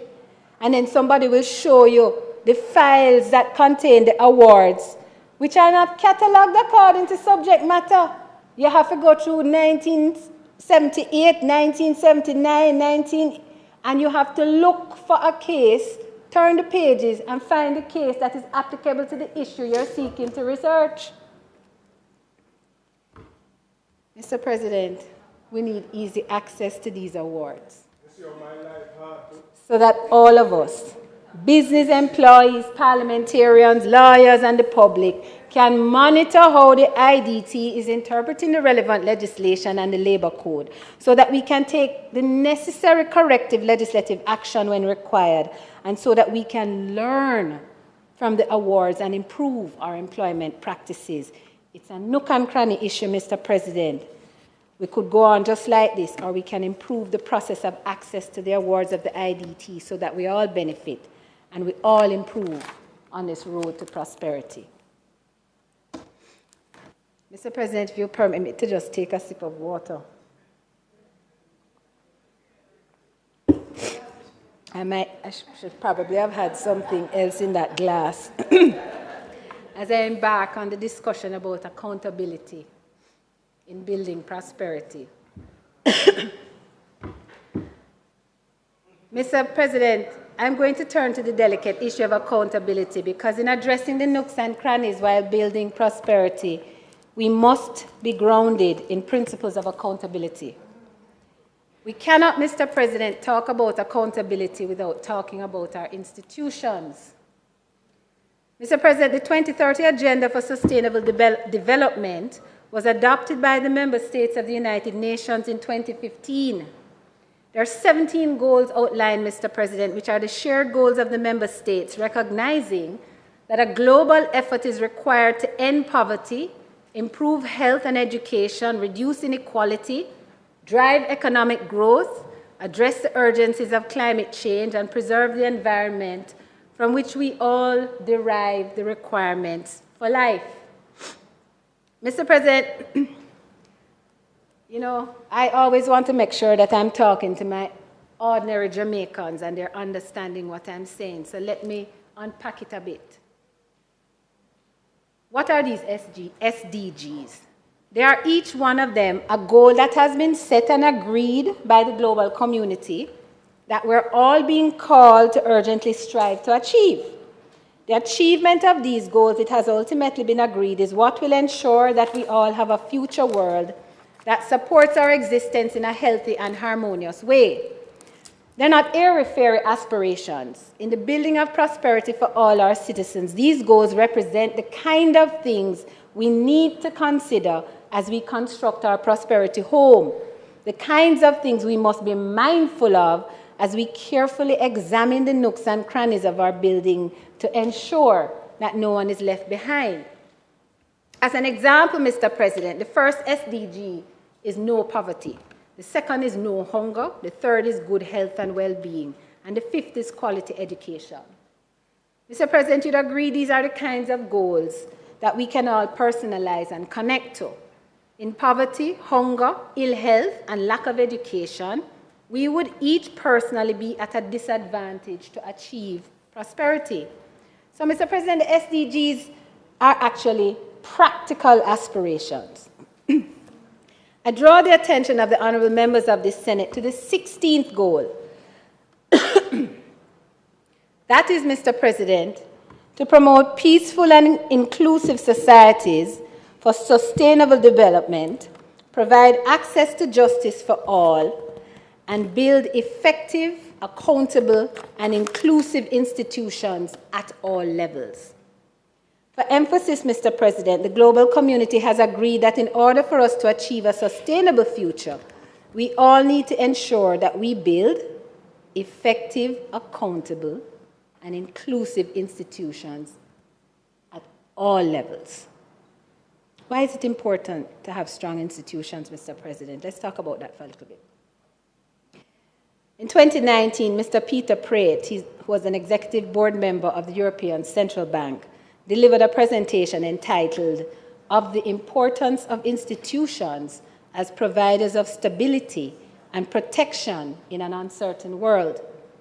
In that presentation to the Steptoe Brussels Open Conference Series, Mr. Praet said this: "Institutions contribute to stability, especially in times of uncertainty, and anchor expectations.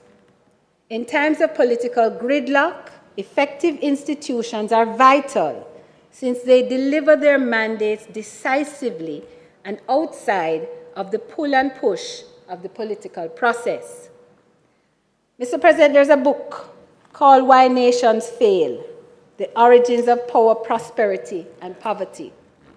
It's a New York Times bestseller, yes, and was written by eminent economics scholars Darren Acemoglu, a professor of economics at MIT, and James Robertson, a professor of economics at the University of Chicago School of Public Policy.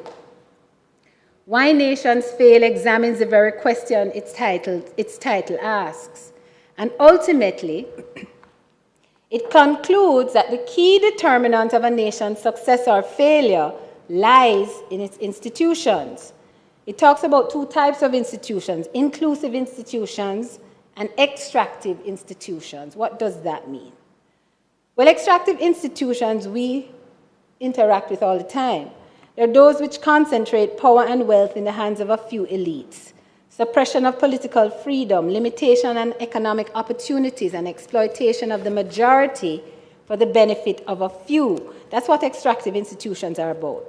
The systems set up in extractive institutions are constructed in such a way that it is often tedious and difficult for ordinary people, when they engage with these institutions, to fully participate. So, without joining the bandwagon of beating upon them, the banking institutions are like that. They provide an essential service, but they're difficult to engage with. They extract a great deal of effort from ordinary people in order to engage and participate in the services that they offer. And different people enjoy different experiences with the banking system. Inequality of treatment is a common thread. On the other hand, inclusive institutions are described as those which promote broad political and economic participation, protect property rights, and provide equal opportunities for individuals to succeed. In plain language, Mr. President, inclusive institutions do not distinguish between the haves and the have-nots. They do not seek to provide a benefit to the elite while putting the ordinary man through hurdles to engage his participation. They are also characterized, Mr. President, by strong accountability matrices. With inclusive institutions, every person has equal opportunity and no one is left behind. The Integrity Commission is an important institution in the building of prosperity. Since 2016, Mr. President, this administration has sought to introduce legislation to strengthen our institutions, and one of those is the Integrity Commission Act, the act which governs the Integrity Commission, a commission of Parliament. As we all should know, the Integrity Commission came into being consequent on efforts to establish a single anti-corruption agency by amalgamating the efforts of the Integrity Commission established under the Parliament Integrity of Members Act, the Commission for the Prevention of Corruption, and the Office of the Contractor General. Integrity Commission is what I call one of the accountability institutions. The Auditor General is another. That exists to monitor public officials, whether they hold executive, administrative, judicial, or parliamentary office, and to ensure that these groups meet the standards of ethical conduct, and also they promote and strengthen measures to prevent, detect, investigate, and indeed prosecute acts of corruption. Mr. President, I have the privilege of serving as a member of the Joint Select Committee of Parliament reviewing the Integrity Commission Act. The Joint Select Committee has been constituted to review the Act and to make recommendations as necessary for the strengthening of the Act and ultimately the reform of the Integrity Commission. It's important work, Mr. President. When Mr. Praet spoke in Brussels 4 years ago about the role of institutions in providing stability to nations, he also described one of the ways institutions could provide that stability. He said, they provide stability by their very nature of being hard to change. But he also said, that inertia can lead them to lack the agility to deal with new challenges. It is therefore essential for modern institutions to evaluate the impact of their policies and the effectiveness of their strategy on an ongoing basis. Evaluation of impact and effectiveness. Institutions must on a regular basis reassess themselves.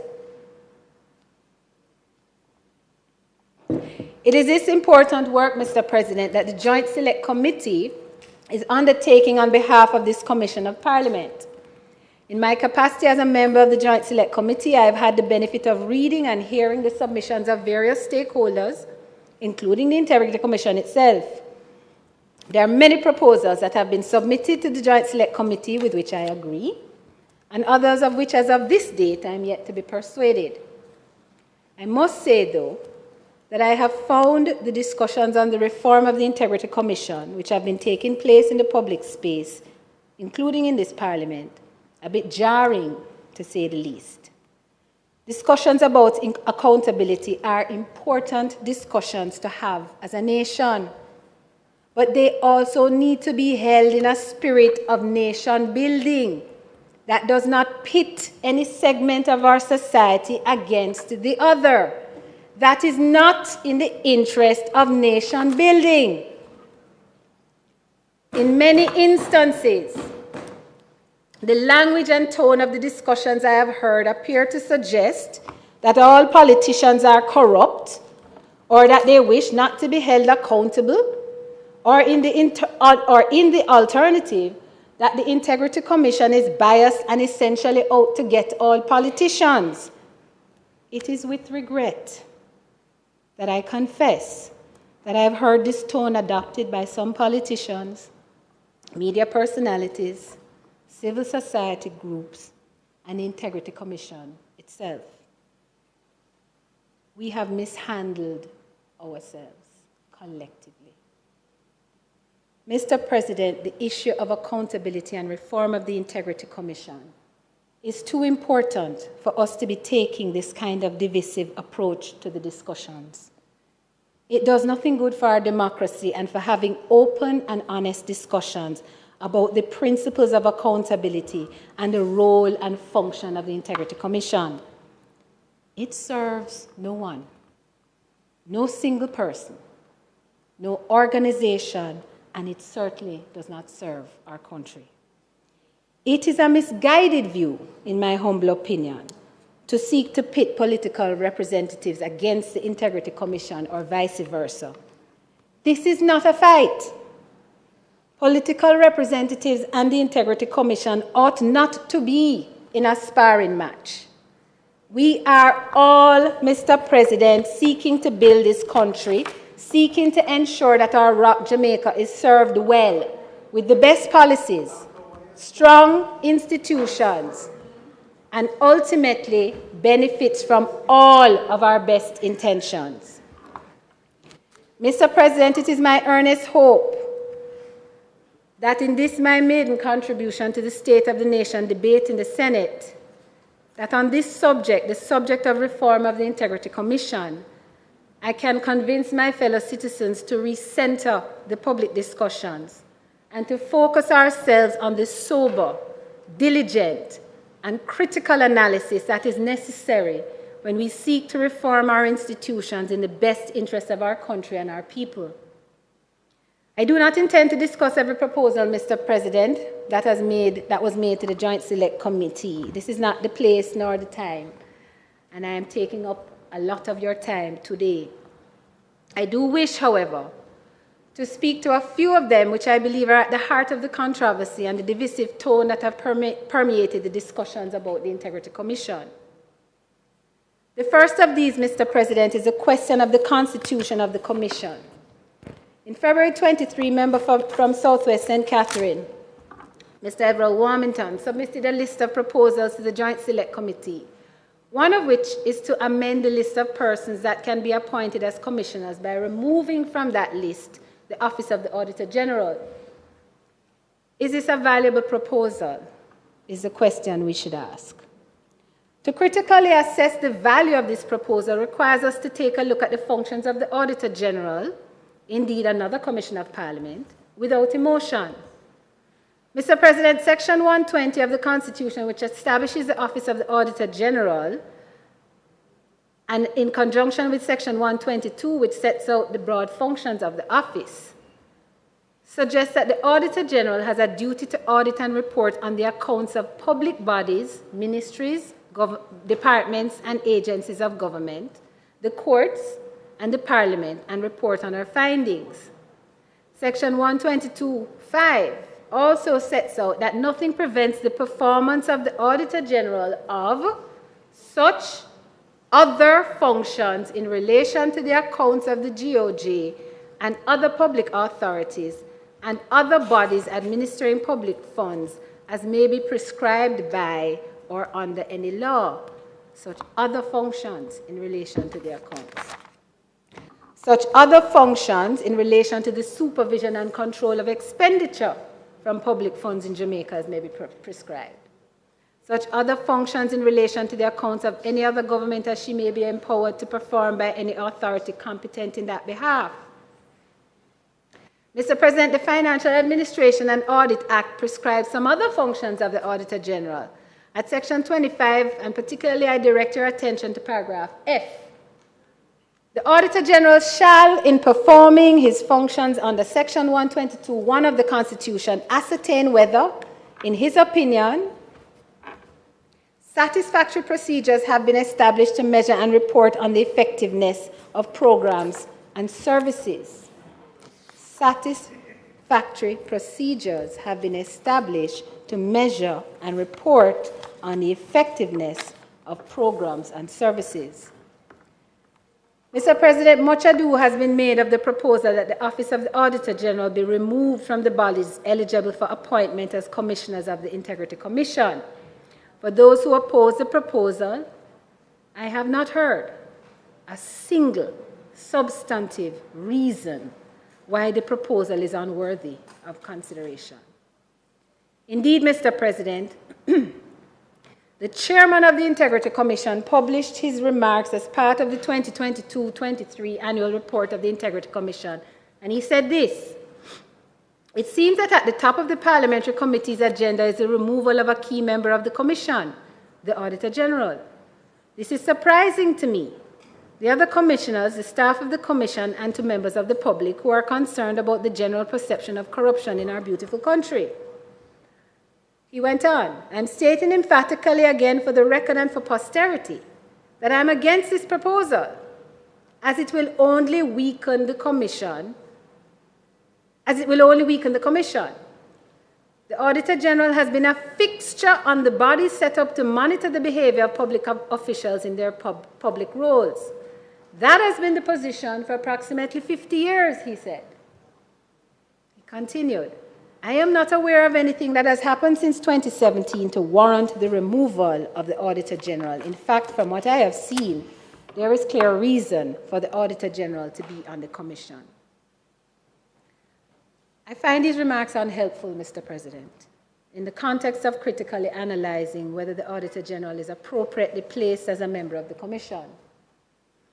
Unfortunately, the learned chairman has provided no basis for his conclusion that there is clear reason for the Auditor General to sit as a member of the Commission, and so his remarks have not assisted my analysis.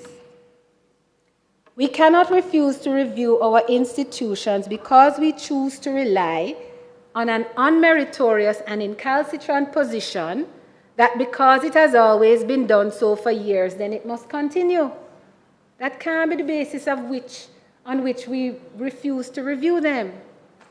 If, as the Constitution and subordinate legislation provides, the Auditor General has the duties as I have outlined and quoted before, then it is not appropriate for the Auditor General to sit as a participating member of any board or any commission of any body,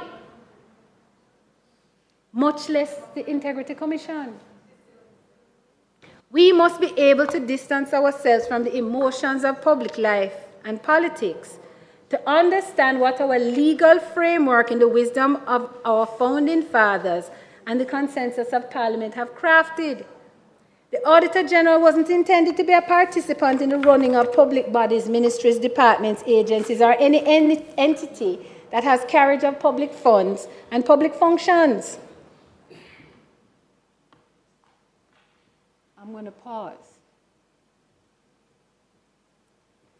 The Auditor General, Mr. President, is our reviewer. She is our examiner.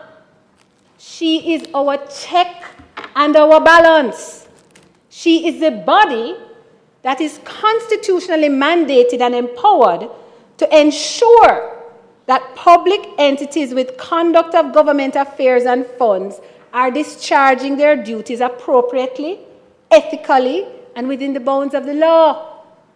That means, Mr. President, she has responsibility for the Integrity Commission as well. In the current circumstance where she sits as a commissioner, she's hindered in doing that.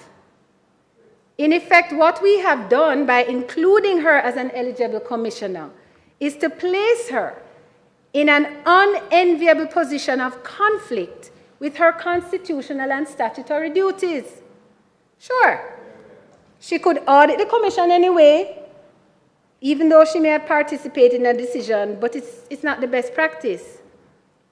She would have to. No valid proposition has been put forward that provides a basis for her membership on the Commission. Indeed, the Commission, Mr. President, at all times, like every other public body, statutory authority, and government ministry, can solicit the opinion of the Auditor General at any time it chooses, without her being a member of the board of that body. There's a concern, Mr. President. You see, justice must not only be done, but it must manifestly be seen to be done.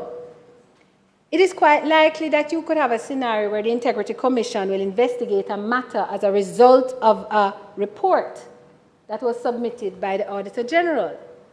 In such a case, Mr. President, she therefore ends up being a witness whose evidence is taken into account and the judge in the matter at one and the same time. And that conflict is not solved by her simply recusing herself in such instances. Recusal should rarely have to be used. If it has to be invoked frequently, as would be the case in such instances, then it means she ought not be present as a member of the Commission in the first place. So the argument has been proffered, Mr. President, that there is a substitute in place and that, like the Auditor General, who is audited by the Ministry of Finance, the Integrity Commission is audited by a private independent auditor. So let me share with you what I have found. Section 20 of the Integrity Commission Act tells us that the accounts of the Commission shall be audited annually by an auditor approved in each year by the Commission, with the approval of the Minister, and as statements of accounts so audited shall form part of the annual report, which is submitted pursuant to Section 36. So let's look at Section 36.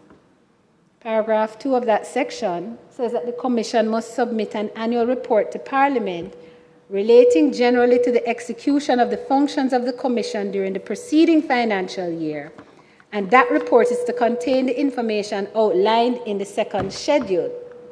So if you follow me along the legislative maze to the second schedule, the schedule says that the report of the Integrity Commission must contain the following information: a general description of the matters reported to and investigated by it, details about the matters investigated, recommendations for changes to the law or for administrative action, nature and extent of any information submitted to the security forces, number of matters investigated resulting in prosecution or disciplinary action, description of the Commission's activities during the accounting year, number of convictions and acquittals, and the time taken to dispose of the matters where a charge is laid, and such other information as the Commission thinks relevant, excluding matters under investigation and for which criminal proceedings have been initiated. The ninth thing it says is the audited financial statements.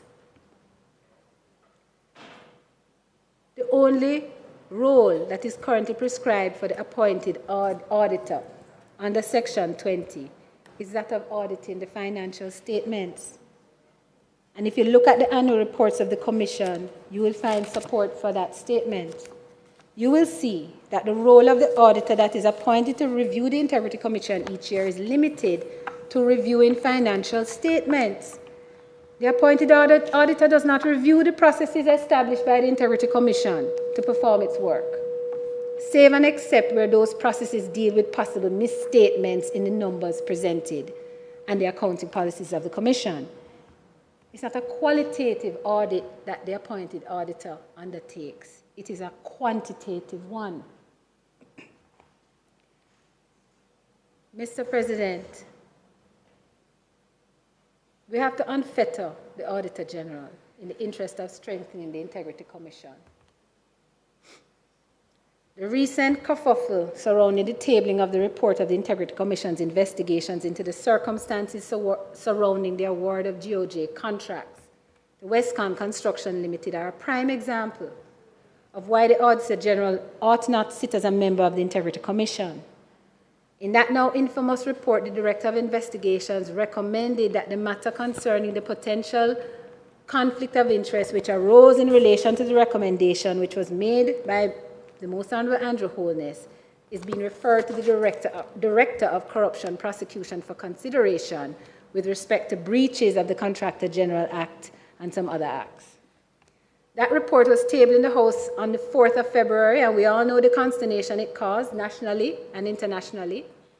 And that was compounded, Mr. President, by a further report of the Commission, this time from the Director of Corruption Prosecution on Thursday afternoon, the 16th of February, 2 full days after the first report, advising the recommendation that the PM be referred for prosecution. That second report, Mr. President, was tabled at the next sitting of the House the following week on 21st February 2023, and in the Senate on the 24th of February 2023. Mr. President, the second report said in relation to the recommendation that the PM be referred for possible prosecution, and I quote, "With additional material being made available which investigations have failed to contradict or provide more evidence in support of the offenses contemplated, no criminal charges can be laid." It remains, Mr. President, a complete exoneration of the Prime Minister, but only after the damage had already been done to his reputation and to our collective reputation as Brand Jamaica. Since then, Mr. President, the Integrity Commission issued a press release addressing the matter and stating that there is no provision that mandates the tabling of a ruling of the DCP. In other words, there was nothing requiring them to table the DCP's ruling, despite the fact that it exonerated the PM in the context of the referral for possible prosecution by the DI. No requirement for them to table it simultaneously. Without more, I find myself reluctantly agreeing with the IC's position. For Mr. President, Section 36(3) empowers the Integrity Commission to table a report relating to any particular matter which, in the opinion of the Commission, requires the special attention of the Parliament. Mr. President, there can be no dispute that the ruling of the DCP was a matter that required the special attention of Parliament. The IC instead took the narrow view that the ruling could not be tabled concurrently with the report of the Director of Investigations based on Section 53(3) of the so-called gag clause, which states that until the tabling in Parliament of a report under Section 36, all matters under investigation by the Director of Investigation or any other person involved in such investigation shall be kept confidential, and no report or public statement shall be made by the Commission or any other person in relation to the initiation or conduct of that investigation, conduct of an investigation. I infer, Mr. President, that the narrow view was based on how the Integrity Commission defined the word until. And in my opinion, it did so in such a narrow way that until meant that 2 reports could not be tabled at the same sitting. As a consequence of the position taken by the IC, the nation was plunged into a most unfortunate situation. A cynical view that has been expressed is that this was deliberately done by the IC as a form of protest against the gag clause. If that were to be so, it would be unworthy of a body with the seriousness of responsibilities and the extensiveness of the powers of the IC. Since then, Mr. President, we have had no resolve on this matter. Nothing to say whether what the Integrity Commission did was correct or not. I suggest, Mr. President, that this is a matter that could well have benefited from the unfettering of the Auditor General from the Integrity Commission, so that she, as a constitutionally mandated authority for reviewing public bodies, I use that term public bodies loosely, could have looked into this matter, which in the short space of 2 days plunged this country into turmoil. I'm not commenting on the tweets and the other statements which may have been made at that time, Mr. President. I don't intend to get personal, nor to disparage any individual. I really want to try and focus my colleagues on our nation and our nation on the question of how do you strengthen this institution, the Integrity Commission. I'm here to say emphatically that the Integrity Commission is one of our most important institutions in the building of public trust and confidence.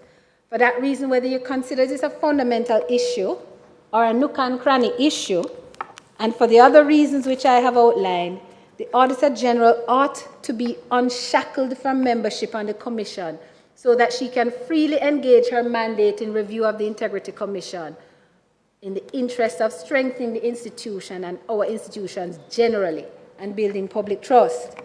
I will say further on this issue of the Auditor General's membership on the Commission, Mr. President, that the body designed to ensure ethical conduct of public officials should itself want to submit itself to the jurisdiction of the constitutionally mandated authority and not to an appointed auditor who is not directed by her, and this cannot be done while the Auditor General sits as a member of the Commission.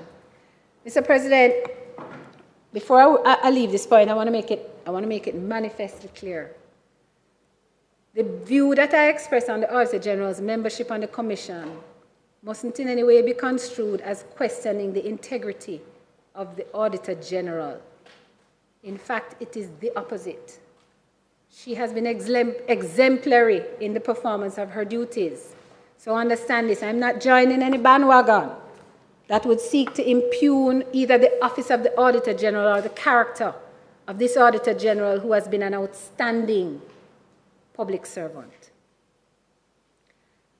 Mr. President, I previously spelled out the language of the provision of the so-called gag clause, and I say so-called because I'm not of the view this is an accurate description of the provision, never have been.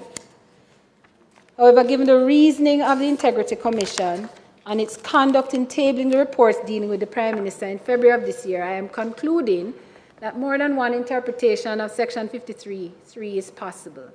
Accordingly, I join those who have made calls to amend this provision.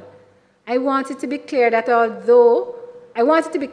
that I am not in support of the provision being removed. People's reputation must not be trifled with. When the Contractor General, as happened so often in the past, publicly announced that he was investigating a matter that concerned a particular public official, that official's character and integrity are immediately brought into question. He or she begins to attract funny stares when they appear in public. People will be seen conversing in hushed tones. When a report is eventually submitted to Parliament 2, maybe 3, maybe 4, maybe 5 years later, which clears that official of any wrongdoing, the damage has been done. People have formed their impressions. Potential employers may still be wary of hiring such a person. The police don't make an announcement about an investigation being undertaken, unless the matter somehow finds itself in the public domain. And the police are asked to comment. Even then, very often they prudently refuse to offer any comment. The so-called gag clause might never even have been thought of if there had not been so many instances where the character and integrity of public officers were solid in the public space, only for the investigation to yield no evidence to support the basis on which the investigation was undertaken. I am unapologetically a believer in the systems and the structures of Parliament, the place where the people speak through their representatives. And for that reason, Mr. President, while I agree Section 53(3) should be amended, it should be amended to ensure that the reports of the Integrity Commission are tabled in the Parliament, and that at any time the Commission needs to say something to the people of Jamaica in respect of an investigation on any Jamaican, that it is not left to the whim and the fancy of any particular person as to what they will say and where, but that it is properly placed before the people in the houses of the people. And when it is delivered, it must be tabled. Mr. President, I would be remiss to leave this issue without frontally addressing the issue of the 6 parliamentarians, which the Integrity Commission revealed it was investigating for illicit enrichment. Much has been said of a speculative nature about this revelation by the Integrity Commission, which it made in its annual report for 22-23. I think, Mr. President, any concerns expressed as to whether parliamentarians being investigated for illicit enrichment are participating in committees that have oversight of the Integrity Commission is a valid concern. The difficulty, Mr. President, is that since the tabling of the 22-23 annual report, the Integrity Commission has either failed to conclude the investigation or to issue a report to the Parliament on the specific investigations as a matter that ought to come to the special attention of the Parliament. And, Mr. President, let's just take a look at the concern. The concerns which arise are valid. But the response to the concerns cannot be to acquiesce to demands that a person who is investigated must disclose. The response to the concerns cannot be to call out and impugn the character of parliamentarians on the political hustings. Had a report been issued to the Parliament by now, some 4 months since the revelation, we may very well have been learning that either further investigation was needed, a referral for prosecution was being done, or the Integrity Commission was satisfied that there was no need for any further action. In the latter case, the parliamentarian who is being investigated would be the subject of public disclosure of the investigation, but also simultaneous disclosure that the investigation revealed no wrongdoing. Mr. President, it's important to note that the consternation is because of the high level of scrutiny of politicians. Recall the disclosure in the annual report, was about 6 politicians being investigated for illicit enrichment and 28 public officials.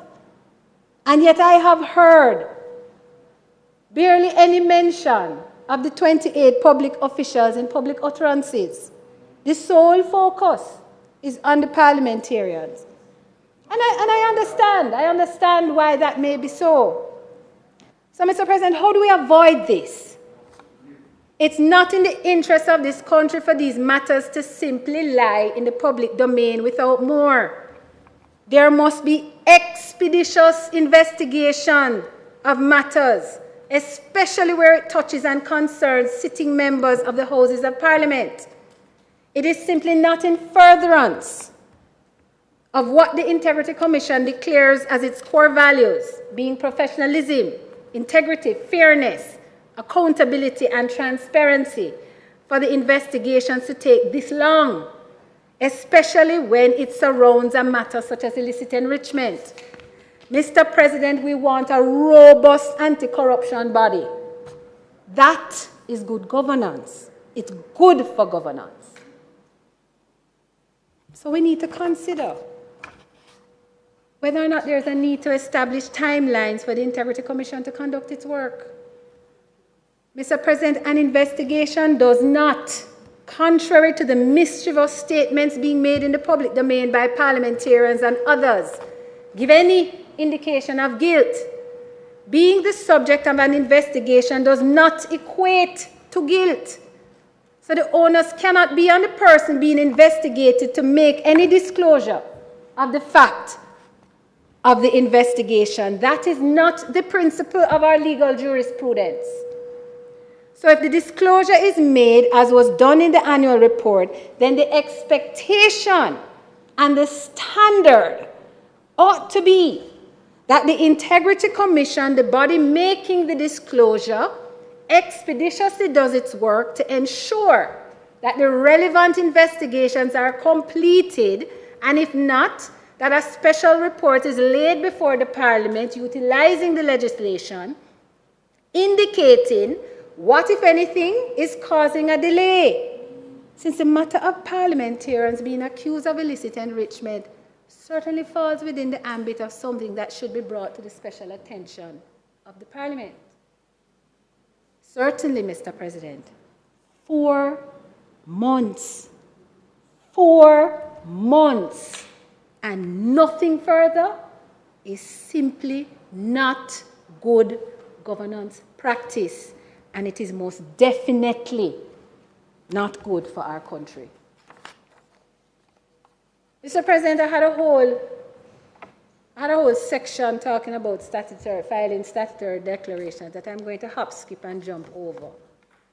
And the reason is this, that the Integrity Commission has made a submission, as I understand it, in proposing an increase in the threshold that trigger the duty to file a statutory declaration.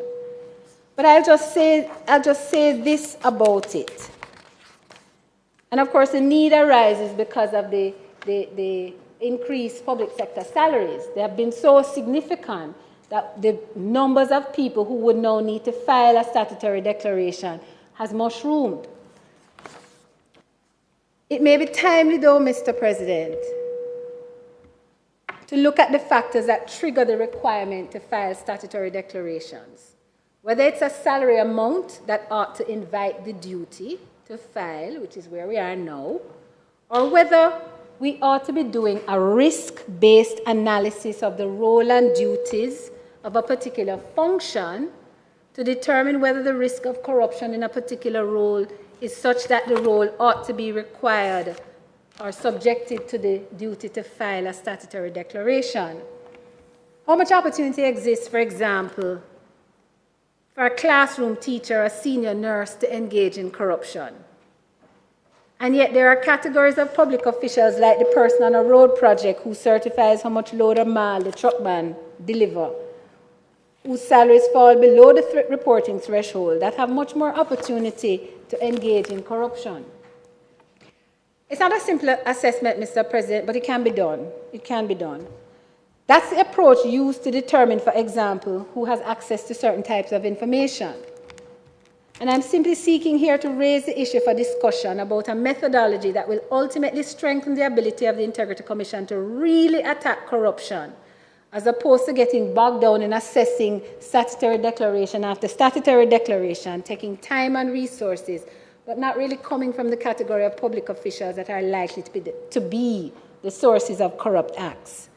There's already provision in the Act that allows for the making of regulations prescribing a public official's salary below the salary cap to submit declarations. So this provision contemplates exactly what I'm suggesting should be considered for all, that a risk-based assessment on the role and the function of the official in respect of the duty to file statutory declarations be the approach taken. I'm on my final lap. And I want to thank my colleagues for their attention. I feel very honored today. I hope I haven't been too loyal in my presentation. I hope I have spoken to issues in a way that all my Jamaican people can appreciate the gravamen of the issues that I'm raising with them. At the end of the day, Mr. President, we all want to see a better country where growth and development are taking place, so that our people are afforded the best opportunities for their own personal advancement in a national environment of trust and accountability. That is the promise, Mr. President, of the Andrew Holness-led administration. It's the reason, Mr. President, why I was happy to accept the Prime Minister's recommendation for appointment to this Honorable Senate. Prime Minister Holness does not lead a perfect government. He does not lead an infallible government. Neither perfection nor infallibility are marks of a good Prime Minister, nor for the record do they exist in any human being. As our Prime Minister said of the role of Prime Minister in 2016, in his inaugural remarks, the Prime Minister's role is to ensure that government is coordinated and strategically directed. Decisions are taken quickly. Targets are set. The nation is informed, and that everyone under his appointment is held to account for their action or lack thereof. Check, check, check, check and check, Mr. President. I serve today, Mr. President, because I continue to believe that our Prime Minister and the government he leads are credibly discharging their obligations. For my part, I am continually humbled by the responsibilities that I must discharge as a member of the Senate. I promise my Jamaican family that while our government continues to build prosperity for us all, I will not forget my oath. I will continue to be faithful and bear true allegiance to Jamaica, to uphold and defend the Constitution and the laws of Jamaica, and to conscientiously and impartially discharge my duties to the people of Jamaica as we continue to build prosperity under the able leadership of Prime Minister Andrew Michael Holness. Mr. President, I end with a reminder of Prime Minister Holness's inaugural remarks when he said that there is need after 53 years of independence, as it then was, for institutional review of the Jamaican state, and further, that there is a need for us to have a say in the fundamental institutions that define Jamaica. Mr. President, I urge my Jamaican family to let us, as a people, collectively focus even harder on the work to be done to build the prosperity which we all want for ourselves and our country, to strengthen the institutions that will ensure our success in building our prosperity, including our institutions of accountability, to ensure that as we build, we do not forget the issues that might fall within the nooks and crannies of our building. In this, our 61st year of independence, I urge my fellow Jamaicans not to become distracted by propaganda. Don't let the hype and the baseless criticisms hold your attention. Do not expose yourself to the fake news or even the empty promises. Now is not the time. This is the time to embrace partnership with our government and our Prime Minister in the strengthening of our institutions, the building of prosperity, and the shoring up of our systems of accountability. And as we do that, to my parliamentary colleagues, to my people, my Jamaican family, I say this: let us debate each other. Let us affirm or rebut, even argue strenuously, but let us not deride nor defame. Our children are watching us. Let us never come to blows or violence in our competition of ideas. It does not become us. It does not serve us. It does not serve our country, Jamaica, land we all love. May it please you, Mr. President, and may it please my family, my people, Jamaica.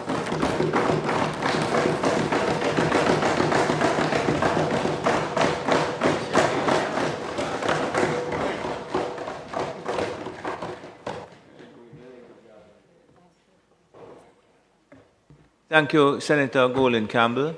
And just to inform the members all that I have spoken to Senator Bunting and Senator Allen, and the choice that Senator Allen has made is to proceed now rather than taking any sort of break.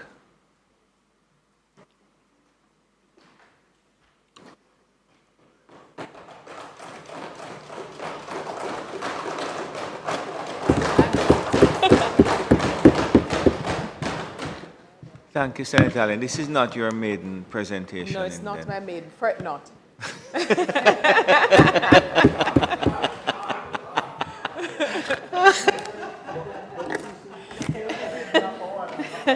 Meaning that I would have had to have been very lenient with my time, right?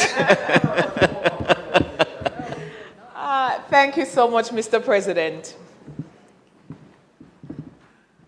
You know, Senator Allen, I'm recognizing you from a chair other than your own. Oh, thank you so much. Yes, thank you. Thank you. Big seat. Thank you, Mr. President, and thanks to my colleagues for agreeing to proceed with the rest of the day. I actually am calmed by the presentation just now, because I have a tendency to rush through. But I'm assured that today is not the day to rush. But in any event, I begin firstly by just expressing a few words of thanks. Firstly, to my fellow senators, and especially as I stand here today in a certain position, I will say that I will do my best to make sure that my colleague, Lamy, who is recovering quite well, is satisfied with the words that I will offer today.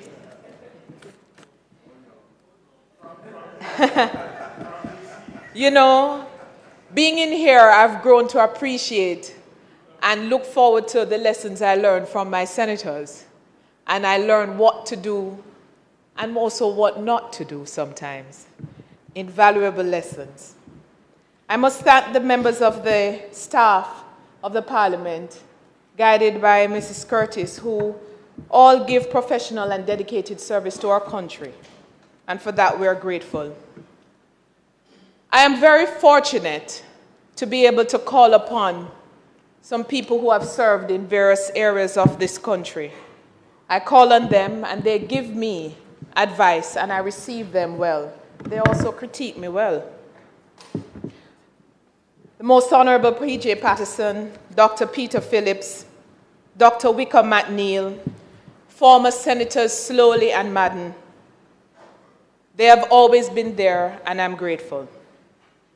To the Leader of the Opposition, Mr. Mark Golding, the Leader of the party that I'm honored to serve, he expresses his confidence in me by being a member of the Shadow Cabinet, and I thank him. To my task force, who continuously challenge me to be bold, and that I intend to continue to be bold. To every tourism worker, fret not for this side, to every tourism worker who provide me with motivation, drive, and determination to give 100% of myself every day. Some may say that when you're not elected, you don't have a job. I see it as my job anyway, having been asked to serve. And finally, Mr. President, I want to say thanks to my family. And there are 3 members of my family I must single out. My mother, Winnie Veronica. Yes, Miss Winnie. On this side, we call her the 9th senator. Her attendance record is better than mine. My uncle Dave, Dave Allen, who is my advisor and constantly sends me messages or calls me and ends the call with talk to you, which is a veiled threat. because, you know, as Allens, we're very subtle. And to my sister Nicole, who is the real politician in the family. And she's here today. Oh, I don't even want to look over there. She is the real politician, and she gives me her advice from the most minute to the biggest deal. Mr. President, there's a quote by a famous gentleman that says, "Everyone can be great because everyone can serve." Martin Luther King Jr. My foray into the realm of politics, my service, was not something I planned.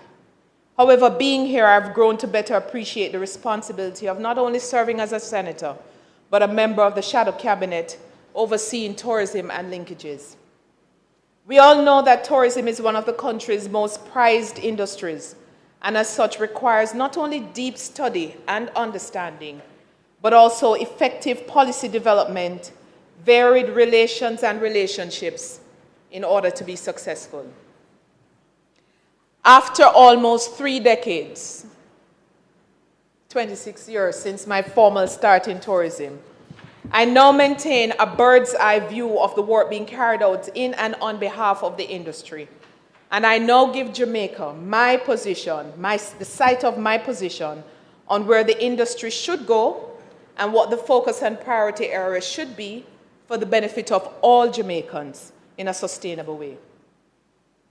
You see, one could choose to focus on marketing of this amazing product, that's the glitzy side, or focus on the not so glamorous side of policy. From my first time as a public servant, I knew then, and I know today, that the right policies can make dramatic changes in a country's trajectory if we have the political will. I know I possess that political will, and when I have the opportunity, will without hesitation focus on and advocate for policies that will not just marginally change, but dramatically change the lives of those who invest in and contribute to tourism.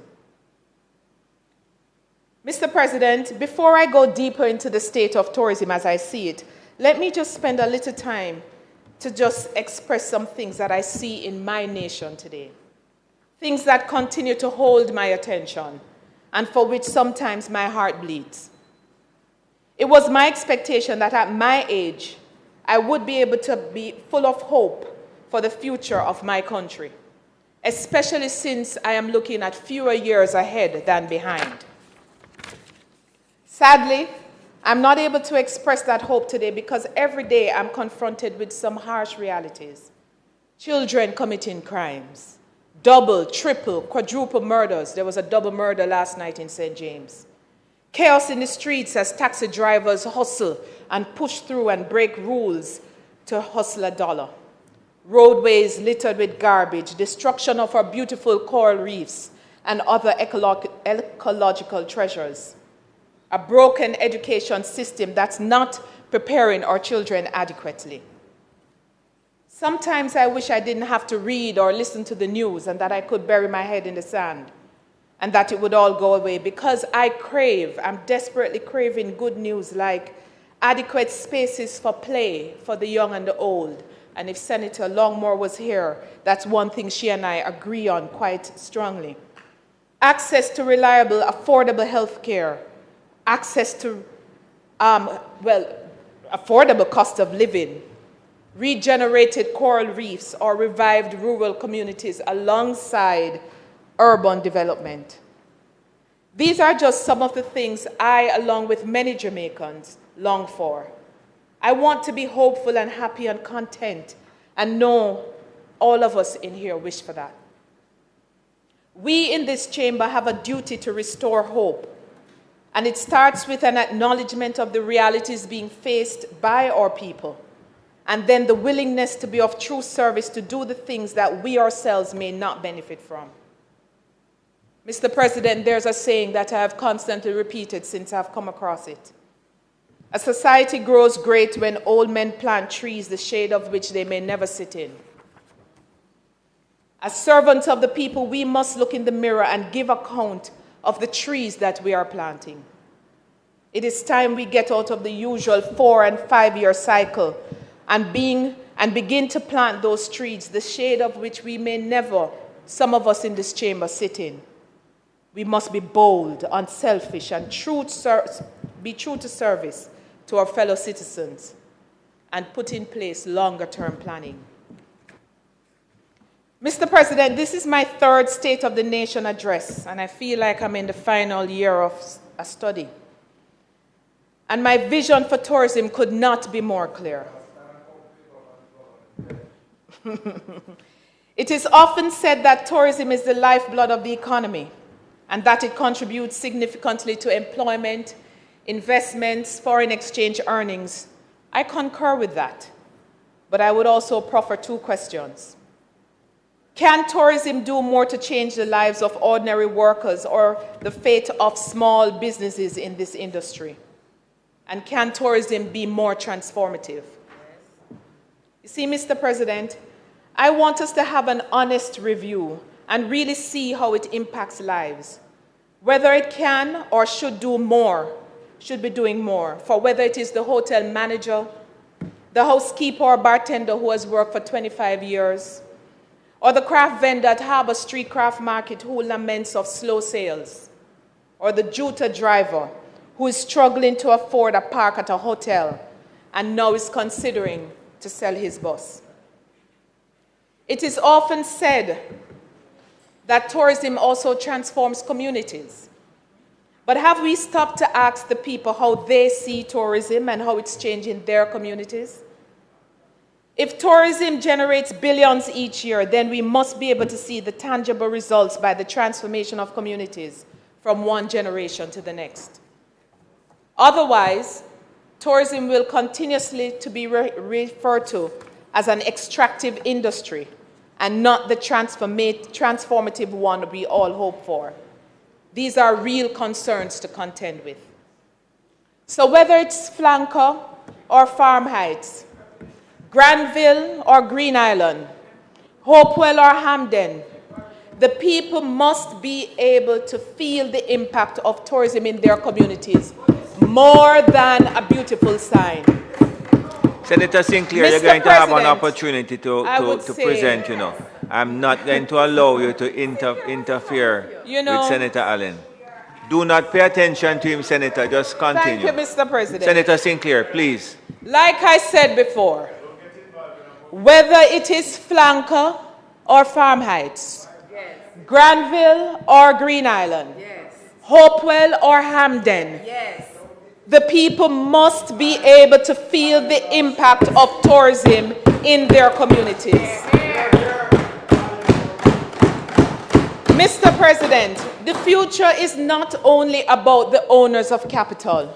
It is also about the providers of labor, the people who really make the wheels of tourism turn.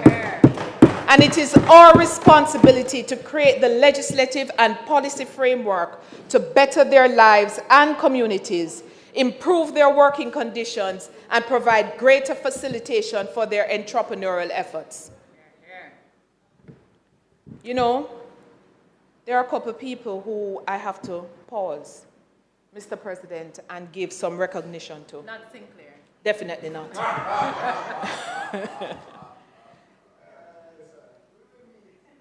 Mr. President, let me use the opportunity today to single out a few stalwarts, 3 of them actually, who are some of the people who have kept the wheels of tourism turning. 2 weeks ago, some of them were conferred with national honors and others with parish honors. I start with Mrs. Shernette Crichton. Not the only, she's the general manager of the prestigious Half Moon Hotel. And as a woman, I single her out because whilst women make up the majority of the workforce in the industry, we do not make up the equal level at the C-suite. So, I commend Shernette Crichton, not only for her contribution to Half Moon, but to Jamaica's tourism product. Mr. Clifton Reeder, immediate past president of the Jamaica Hotel and Tours Association, long-standing hotelier and now vice president of Palace Resorts, Jamaica and Turks and Caicos Islands. And the third person, Mr. Wayne Cummings, long-time Sandals executive and former JHTA president. He was one of those presidents that any minister, any side, would fear because he holds no punches and he tells it like it is and advocates always for the industry. He was just awarded the Sam Sharp Award by the parish of St. James. Mr. President, as I look at the impact of tourism on the economy and the environment, I start with the Tourism Enhancement Fund, which was established during the tenure of former Minister of Tourism, Ambassador Alun Asambo, in 2005. The TEF was established to implement recommendations emanating from the 2002 Master Plan for Sustainable Development of the Tourism Sector. When the PNP developed the plan, one focus was the need for the investment, growth, and expansion of the industry. And we are glad that successive administrations have utilized that plan and stayed the course. We are seeing the clear results from the hard work, planning, and most importantly, vision of the People's National Party government. We are constantly reminded of this every time the Minister of Tourism announces arrival numbers and new hotels coming. However, this was only one portion of the plan and the vision. The other portion of the mandate was to enhance the product and create a sustainable environment for future development. This is why it took major effort on the part of policymakers and the industry at the time to impose the fee. I am aware that the policymakers only got the buy-in from the overseas partners, airlines, tour operators, to implement this fee because the partners were given the assurance that the proceeds from the fee would be used to further enhance the tourism product. In 2018, according to the Ministry of Tourism, the TEF was restructured to operate as a Center for Innovation for Tourism, which saw the formation of 3 new departments or divisions: Tourism Linkage Network, Jamaica Center of Tourism Innovation, and the Craft Development Institute. It is, of course, important for linkages to be strengthened, for there to be facilitation of innovation, and also for there to be craft development, which has languished for many years. If you ask any craft trader, they'll tell you that. However, here's my question. With the restructuring of the TEF, how is that other portion of the mandate being addressed? The part that says encouraging better management of environmental resources or enhancing the tourist experience by providing the sustainable development for the sector. Is that no longer of priority? Thank you, Senator Allen. 1 minute, please.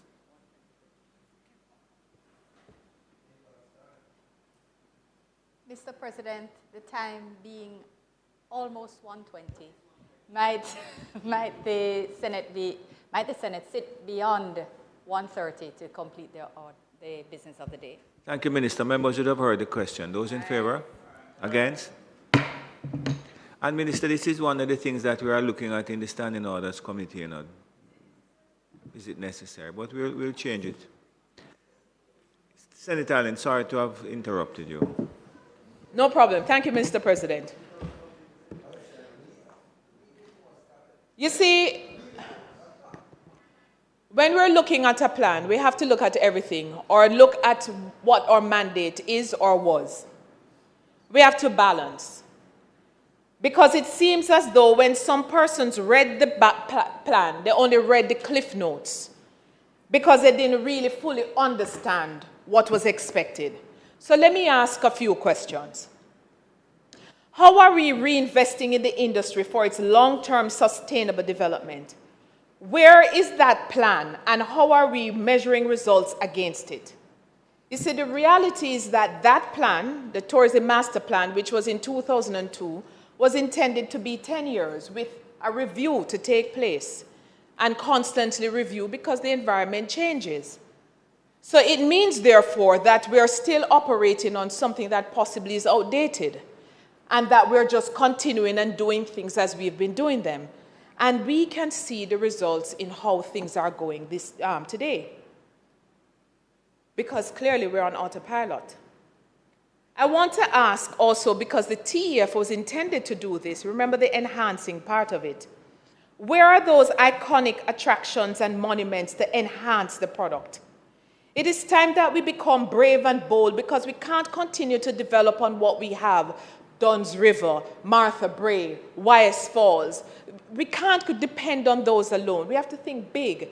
When we built the monument in Kingston here at the Emancipation Park, great furore over the monument that was put there. But now if you remove it, it would be a great furore in removing it. I want us to think big, Eiffel Tower big. By now, every resort area should have something because that's what the TEF was supposed to do. We have amazing people to celebrate. Usain Bolt, Bob Marley, Marcus Garvey, Miss Lou. I know we had a statue recently with Miss Lou, but we need to be big and bold because we need to ensure that people are coming to Jamaica for only the things that they can see in Jamaica. Because we're more than a beach. Yes. We're a culture. Yes. We're a people. Yes. And that is what you come to Jamaica for. So I want us to get out of the small thinking. I'm not into small thinking. I have no time for that. But whilst I'm at it, Mr. President, and I want my colleague across the way to pay attention. The one from the west. While I'm at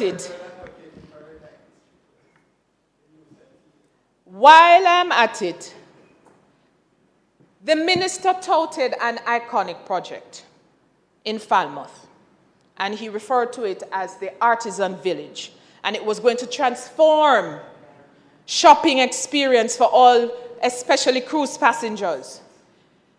This is the project with the longest gestation period that I've ever seen. From 2016, it's coming, and it don't reach yet. In August, I raised it to ask what is going on with this project. I was told it would be open in October. And we're 3 days from the end of October and still not open.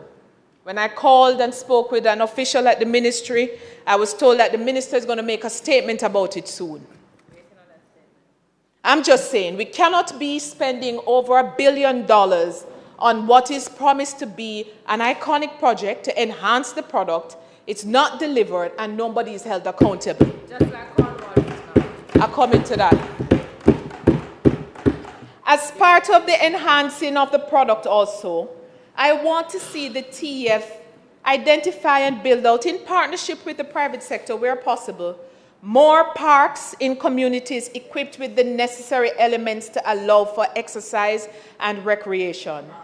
And I'm going to start with Old Hospital Park. I am coming to, you don't dictate my speech. Okay, you don't dictate it. I am starting with the Old Hospital Park. In 2011, to be exact, the now minister and minister then opened that park at $45 million.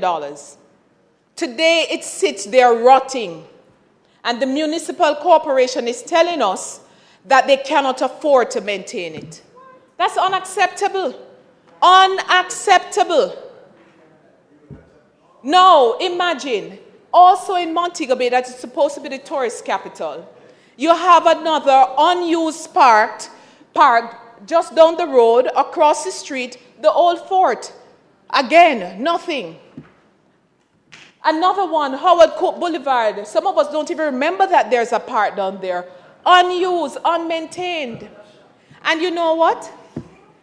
I am happy that we are trying to have crosstalk here. But let me just add something to this crosstalk. When you have people living almost in cramped spaces in places like Canterbury or Railway Lane or Paradise Row in the heart of the tourism capital, they need to get space to breathe. That's why we have some of the problems that we have. It is the responsibility of the government through agencies like the UDC, the Tourism Product Development Company and others, to ensure that we show and improve the circumstances of the people. And don't tell me about Harmony Park. Harmony Park is one. We need more than one. And thanks to the PNP for that plan. Relax yourself. Relax yourself. Mr. President, I need protection for this Senator Jenny. Senator Sinclair. I notice. I'm going to name you, you know. Senator Binns, you and Senator Sinclair, I'm noticing a creeping indiscipline. Senator Allen, don't take him on. Senator Sinclair, no doubt you'll have an opportunity to discuss these things. No. Senator Allen, continue, please.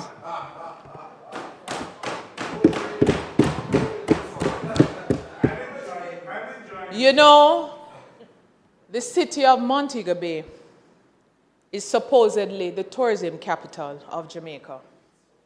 So when we come in here and trivialize, at the end of the day, tourism earns billions of dollars, and Montego Bay can't see that. We're not feeling it. At the end of the day, St. James is home to 4 ministers of government. 4, including the Minister of Tourism and the Deputy Prime Minister.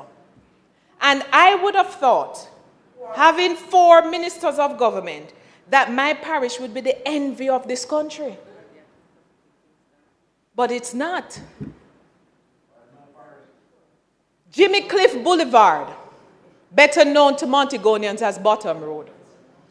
Jimmy Cliff Boulevard, the renovation of that boulevard has been on the table for more than a decade. And every time you go to a meeting, you're being told it is to come and this is to happen. The last meeting I attended this year, I was told that work would start by the end of this year. We're practically at the end of this year and nothing has happened. Now, Senator Sinclair, have a little, please. Please.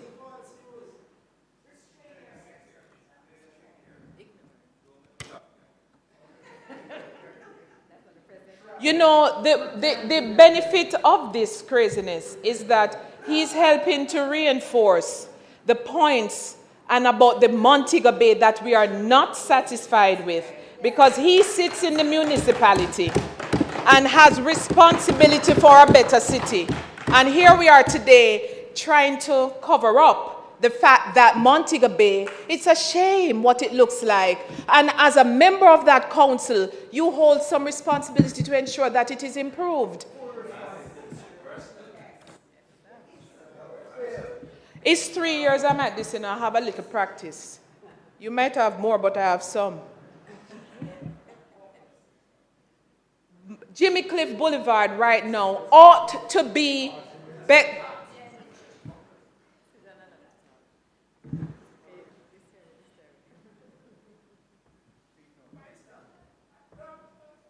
When you walk along Jimmy Cliff Boulevard, the other day I was there, I almost broke my ankle. Broken sidewalk, a web of electrical wires all over I can almost reach and touch. And generally unacceptable for supposedly, and imagine we call it Jimmy Cliff Boulevard. It's a shame, one of our icons. Unacceptable.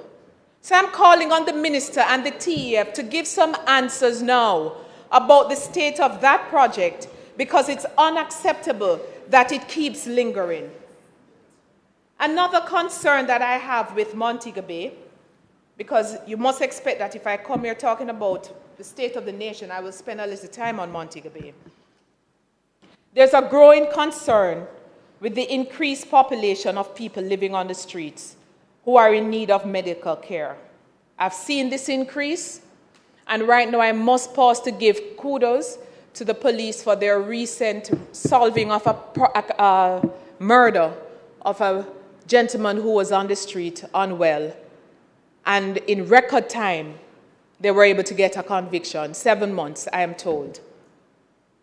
I received a call recently from a tourism worker complaining about what he's recognizing on the streets, especially on Bottom Road, with more people on the streets. And he asked if there can be some intervention for the sake of tourism. And I said to him, we must not be doing this for the sake of tourism. We must do this for the sake of our people. Tourism will benefit. So it's not a tourism problem, but tourism has the opportunity to involve themselves in solving this problem, because tourism and the tourism capital has benefited from and earned a lot of money for Jamaica, and I'd like to see more investment in this by the ministry. When I look around the city, not even the elegant corridor is in good shape. There seems to be a lack of maintenance, and I'm not talking about verge cutting. I'm talking about maintenance that beautifies the place. We're a tropical country. We need to look like a tropical country. And like I've said before, make Jamaica good and beautiful for Jamaicans, and it will benefit our tourism product. We have to provide better facilities for our people. The fourth of 5 things I want to mention about Montego Bay is the Cornwall Regional Hospital. Now, Cornwall, I just toured it this week with Dr. Maurice Guy and a few others. And whilst the Children's Hospital, which, as I said before and will say it again, must be named after Portia Simpson Miller, that project is coming along well, but there is still delays with Cornwall Regional Hospital. And why do I bring it up within the context of tourism? At the end of the day, I would hate to think that our city, our town, is not equipped to handle any eventuality. And we are on borrowed time, having not had this project completed. The Minister of Tourism and the Ministry of Tourism must show some interest in this project because it adds value to the tourism product. So I'm calling on the Minister. It's not his purview, but it's in his interest for the Cornwall Regional Hospital to come back on. And I'm still calling again for an investigation into that project because it makes no sense. I cannot understand how a project with such lengthy delays, such overruns, is not being investigated. And maybe this is one of the things the Auditor General should be looking at. The final matter on Montego Bay that I will point to is something that will take political will. There needs to be some rationalization of all the crafts markets that are in Montego Bay. They are currently Success, Holiday Village, Fantasy, 4th Street, Harbour Street, all within close proximity. And all of the traders in all of those markets are having a hard time. We have to find ways to help them some of them to transition into other businesses, provide them the avenue to upskill or cross-skill in other areas, because it makes no sense to continue to fool ourselves that it can continue as is. Like I said before, Mr. President, we must be willing to plant trees, the shade of which we may never sit under. And this is one such tree that must be planted. If Montegonians are to feel like they're a part of the tourism capital, which earns billions of dollars each year, then it's high time that tourism invests in and transforms Montego Bay by addressing these and other issues that plague the city. Otherwise, we are left to question the status it was granted. It is high time that the TEF does some enhancing of the product of this capital city. Mr. President,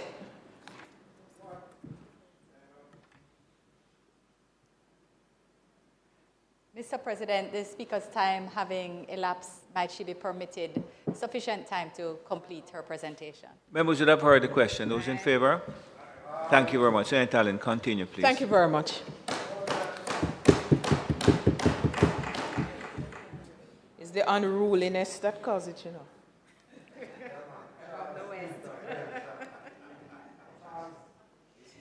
Mr. President, we on this side are fully aware that for growth and development to be realized, there must be investments and that it's the government's responsibility to provide an enabling environment for these investments to be realized and work in harmony with the local supporting sectors. This is where I crave the indulgence of Senator Hill.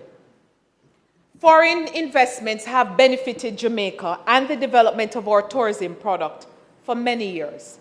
In fact, a massive wave of foreign direct investments was seen between the 1990s and the early 2000s, on which subsequent investments followed. Jamaica maintains excellent relations with these investors, and many of whom are from Europe, and their investments fall under the EPA, Economic Partnership Agreements.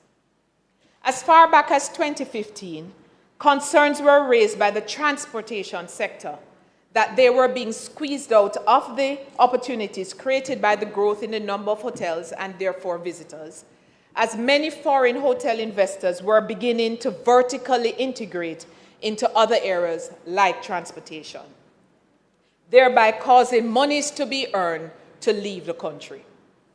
I am certain that the Minister of Foreign Affairs and leader of government business is aware that there were a series of discussions with the EU which began in early 2016. And then there was a bit of activity called an election. But even though those discussions started with Dr. McNeil, and at the time, whomever or the other relevant ministers and the EU, it continued with the ministers of foreign affairs, I understand, tourism, finance, etc. And they continued to about 2018. Now, in my understanding, not a lot has happened since 2018. But Minister, if things have happened and evolved, I'm prepared to be informed. I welcome the information. Mr. President, it is up to Jamaica under the EPA to protect its locals who, by virtue of opening up the economy to foreign competitors, have seen untold displacement. These foreign competitors have the built-in advantages of far more resources and access to cheaper financing. As we speak, the rules under the EPA, as currently written, do allow for the vertical integration and possibly horizontal of very large global companies at the expense of humble, hard-working Jamaican owners. When a tourism investor is wooed and decides to invest in Jamaica, it is usually intended in the form of hotel construction and operation. However, there's nothing stopping that investor from branching off into other areas because we, Jamaica, have not stipulated the requisite protections for our Jamaican investors. What we end up seeing is said hotel investors entering areas like transportation, entertainment, or even water sports, thereby reducing or eliminating the ability of the indigenous Jamaican companies to provide these services and benefit from tourism as investors themselves. It is therefore time for us as a country, intent on protecting and supporting our local business owners, to review the terms of the EPA so that there can be greater benefits to Jamaicans from this vital industry. I call on the government to bring back this pressing issue to the table and find a solution to review the terms of the EPA so as to protect Jamaican businesses and their investments in the tourism industry. Juta, JCAL, Maxi Taxi, and others who are providers of transportation, and some others, larger ones, who some of them have folded, they are depending on the government to remedy this long outstanding matter. Mr. President, this is not something I just get up and talk about. It is something I discuss with the industry and those who are in transportation or other areas or tour operations. So I understand what I'm talking about. So I'll give you an example of another way that the EPA or the terms of it are impacting our local Jamaican companies. About 90% of hotels have tour desks. And these tour desks facilitate visitors who come to Jamaica for them to book excursions and go out and experience Jamaica, because there's nothing like experience in Jamaica in the fullness of it all. This is even more important as Jamaica has evolved into an almost all-inclusive product, resulting in excursions being one of the most effective ways to get some tourism revenue trickling down. The tradition is to have a third-party concession to operate that tour desk, allowing a Jamaican-owned business to eat at the table and participate in the industry at levels other than low or minimum wage positions.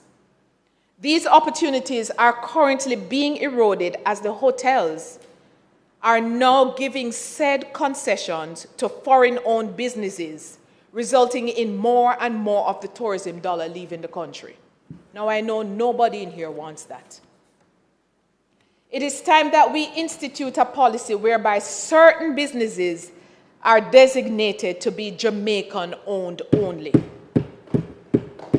At some point, we have to have the political will to make the move to secure Jamaican businesses.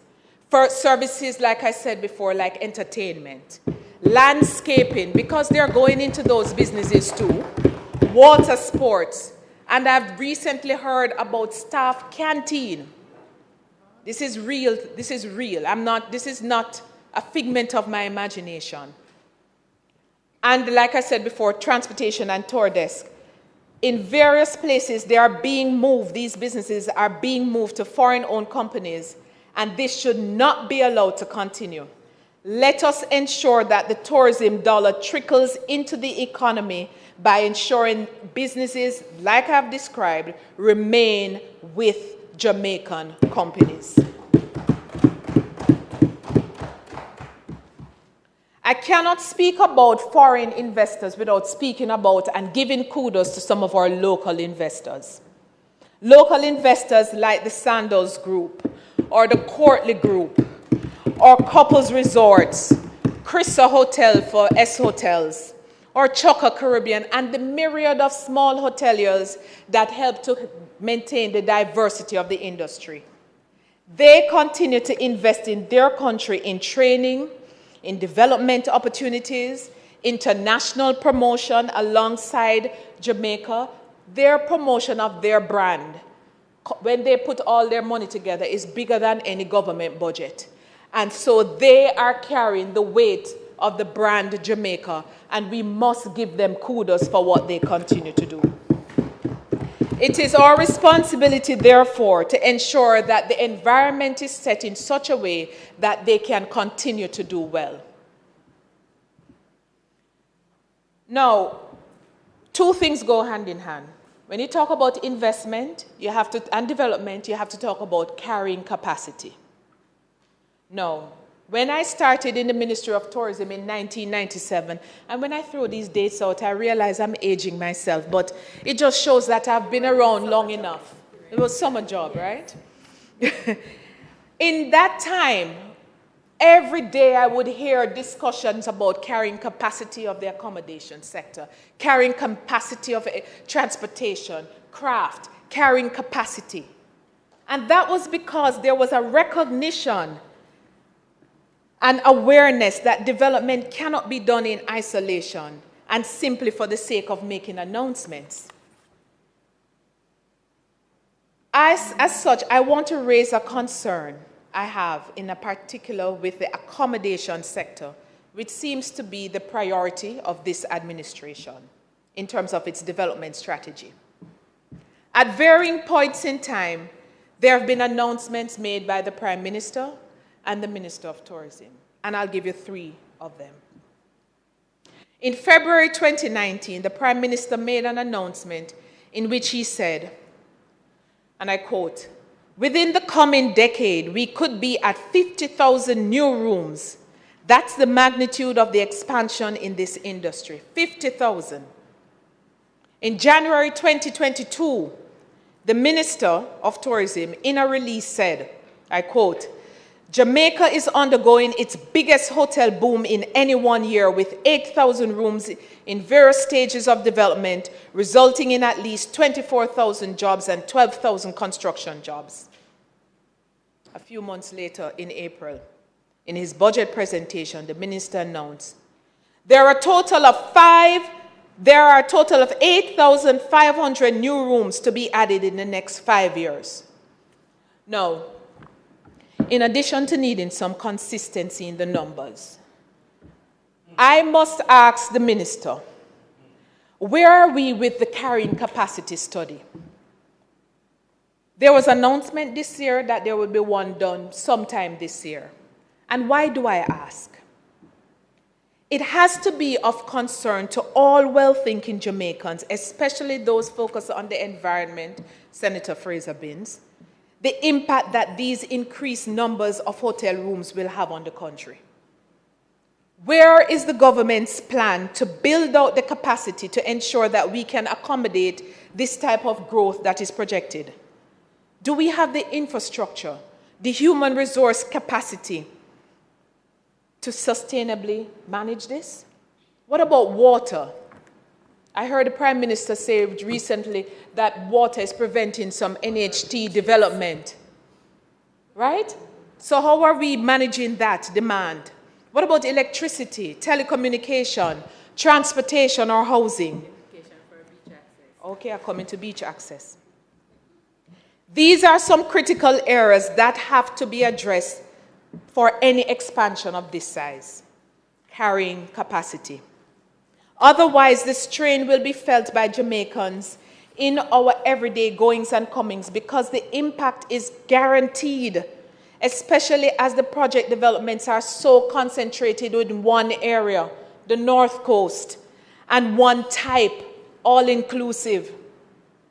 Mr. President, last year, I called for there to be a development policy to guide what types of investments and where the developments are to be located, because it would be unfortunate for us to continue grabbing at all investments to the detriment of our people and environment.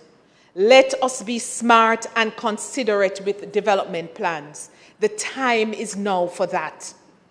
A People's National Party government will undertake to have a defined development policy that guides this process because we are mindful of the impact this current approach is having. We welcome investments, but we must be guided by the requisite studies so that we develop in a sustainable way.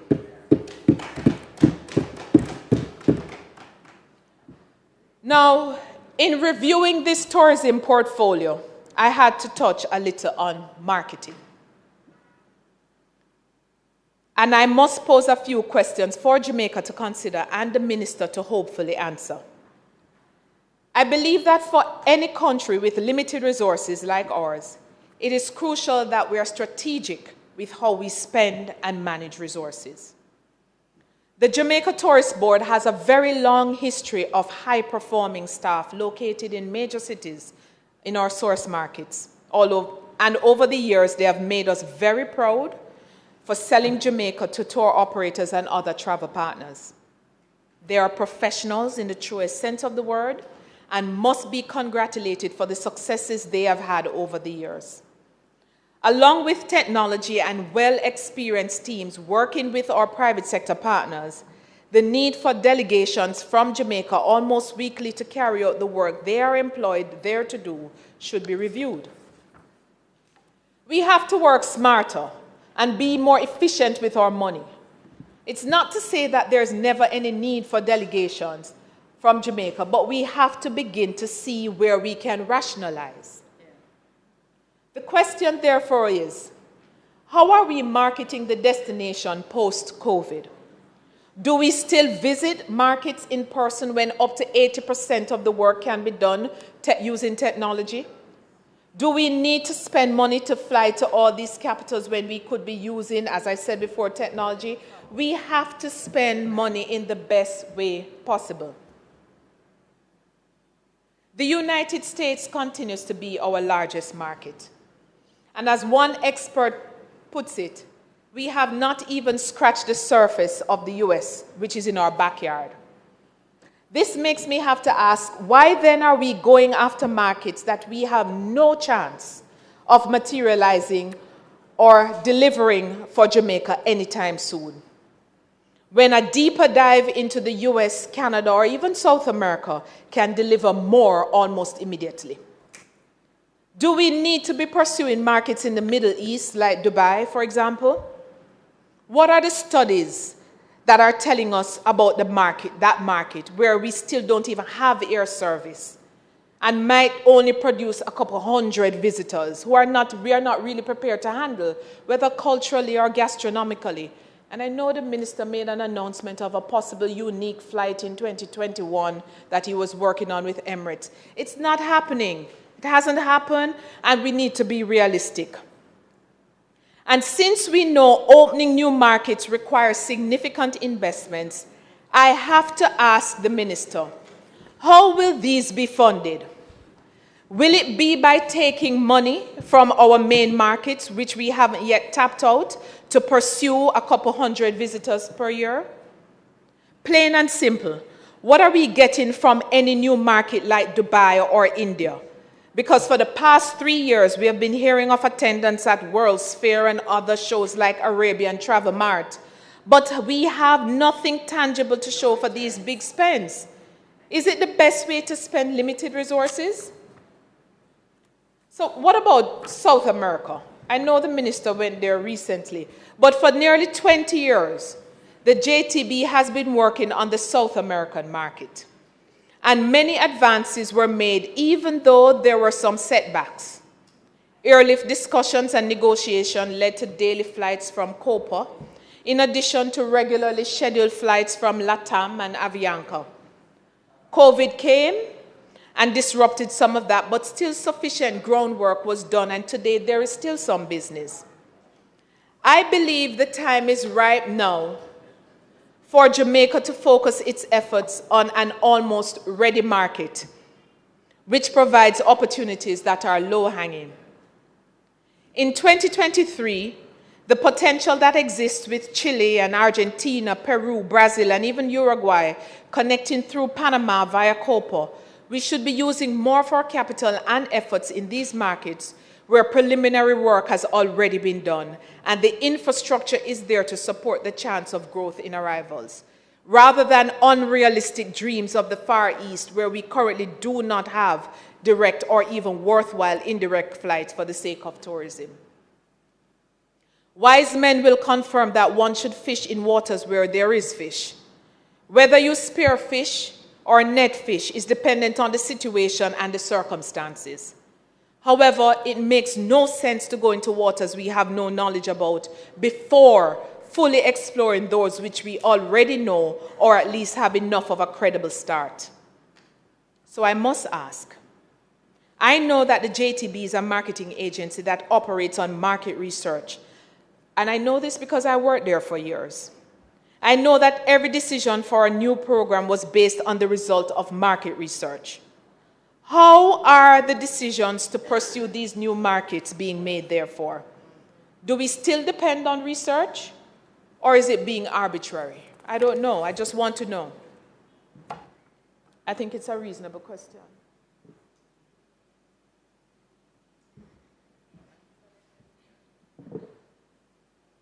Mr. President, the buzzword in the industry today is linkages. But I have to ask, do we really know what linkages mean in full? More often than not, we talk about agriculture and manufacturing and transportation. And even though these are critical areas and are constantly evolving, I want us to spend a little time to consider other areas and broaden our thinking to look at how linkages can help to solve some of the impacts of tourism on our communities and environment. Let's take a look, for example, at labor. It is no secret that the industry is facing a labor shortage, as many of those who work in it are being poached by overseas recruitment agencies and entities, and even by the cruise industry. This has impacted the labor market, and with the proposed growth in room stock, we have to find a solution to this problem, because the last thing we want to do is import labor. In a discussion with my colleagues, Because the fact is, we discuss matters in a joined-up way to find solutions that are cross-cutting. We contemplated what the solutions might entail. We believe that the shortage could be filled by others who reside outside of the tourism belt, in places like St. Catherine and Clarendon and all over. But what is preventing people who are in these places who might be qualified from taking up jobs on the North Coast? The fact is, housing. Yes. Housing is the issue. Affordable housing. Mr. President, it is my considered view, and that of this side, that we must begin to have discussions with investors who are seeking to build out large resorts, that they also build high-density, low-impact, dormitory-style housing for their workers, similar to what we see the model of the 138 living model. We can have the, whatever it may be, tourism living model. Because the fact is, people don't want to necessarily leave home and relocate fully, you know. They just want to work and be able to work. So if housing is available, then we can fill the housing gap by being creative with our housing solution. So this is an opportunity for us to speak to our partners so that in tandem, when they're building the hotel, they're building the housing for the workers. Before we sign on the dotted line, these are the kind of discussions that we're to have with investors. Because the fact is, their investment, their construction, their development will have an impact on our daily lives. This is a linkage opportunity for Jamaican business in construction to work in tandem with the hotel developer and find a viable housing solution. The second linkage opportunity that I am proposing is to solve the issue of waste management. No. In St. James, in Western Jamaica, along the tourism belt, the retirement landfill is the only facility used for waste management, and this is woefully inadequate, especially as we hear each day of the problems there and the threat of fire and all kinds of issues. It is time, when we're securing investments, we tie incentives to the provision of certain services and infrastructure like waste management. With technology that is available today in modern construction of landfills, why aren't we doing like what countries like Canada are doing, working with using technology to develop new landfill models? Because the fact is, when you have a hotel of 1,000 rooms, think of the waste impact. We have Princess in Green Island being constructed. You have Hard Rock being constructed in Rose Hall, compounded with all of what already exists, plus residential and other commercial. Retirement dump is insufficient. And so, when we are speaking to investors, because I believe they are reasonable people, even the ones who are here already, we can find solutions together. So I'm calling on the minister to begin to have those discussions with the tourism investors, those who are to come and those who are here, to begin to look at these issues, and to also maybe also join with Minister Samuda on the water issues, because there are water issues. Already Negril is burdened with water issues. When you add Princess to that in Green Island, it's going to create problems for the people living in Westmoreland. Water, electricity, telecommunications, these are, and I see where Flo is doing a major investment in telecommunications and working with the tourism areas. So that's the kind of thinking that we need to have. Otherwise, if we do not find these solutions, people will continue to see tourism as an extractive industry rather than one that is transforming. So we have to think outside of the box and find creative policy solutions to the issues that confront us. I'm certain the investors will work and collaborate with us. Mr. President, as I wrap up, I have to touch on one thing. beach access. This is a vexed issue today, and one that I, as the shadow for tourism, must address. It is equally important to Jamaicans and investors, and we believe a balanced view must be taken to find a solution that allows for all to coexist. Mr. President, according to my reading, I understand that there's somewhere in the region of about 50 public beaches across the island, controlled by the state. And recently there have been many calls and outcries about Jamaicans' access or lack thereof to beaches. Some have said that it's because of tourism why Jamaicans have not been able to access beaches.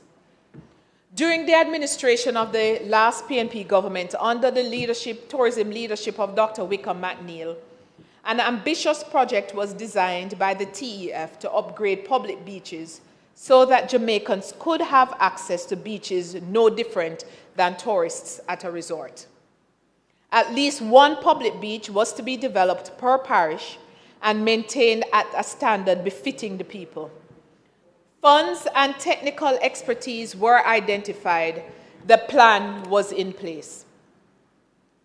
In 2016, there were elections and a change in administration, and the project came to a standstill.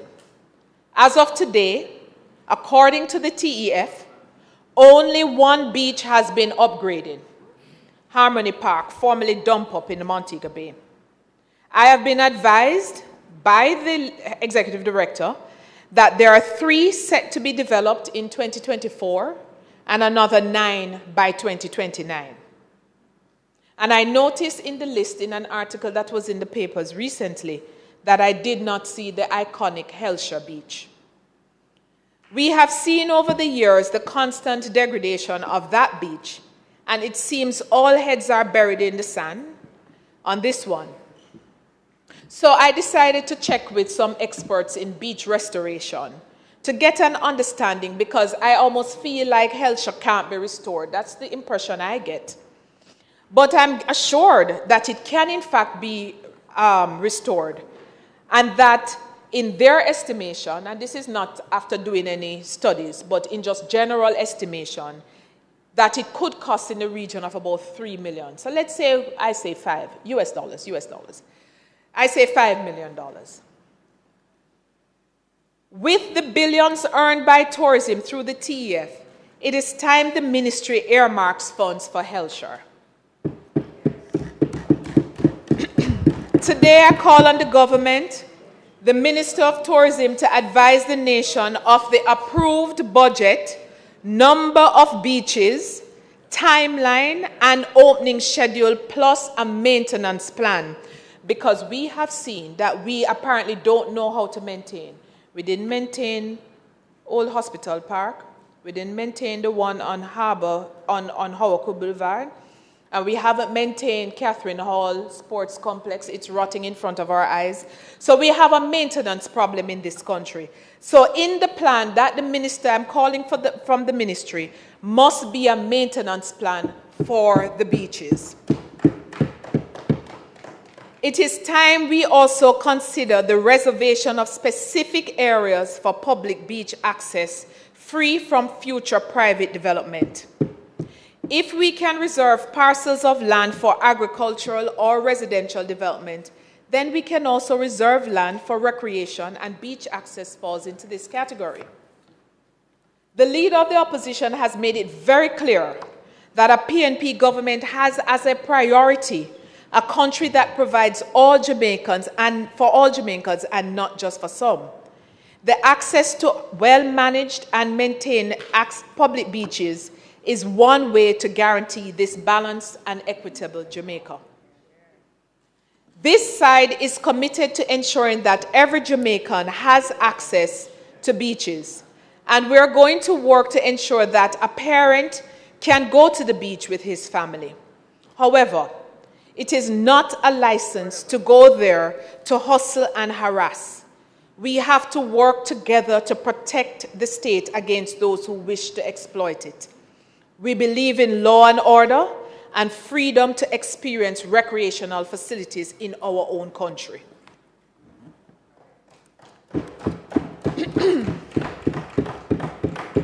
As I close this short presentation, Mr. President, And short it is, right, Shireen?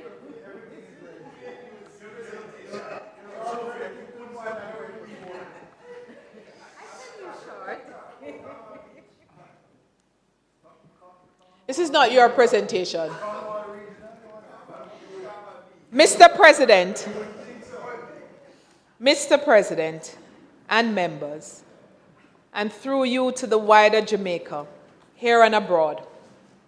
The American poet Robert Frost, in his epic piece, The Road Not Taken, famously expressed, "Two roads diverged in a wood, and I took the one less traveled, and that has made all the difference."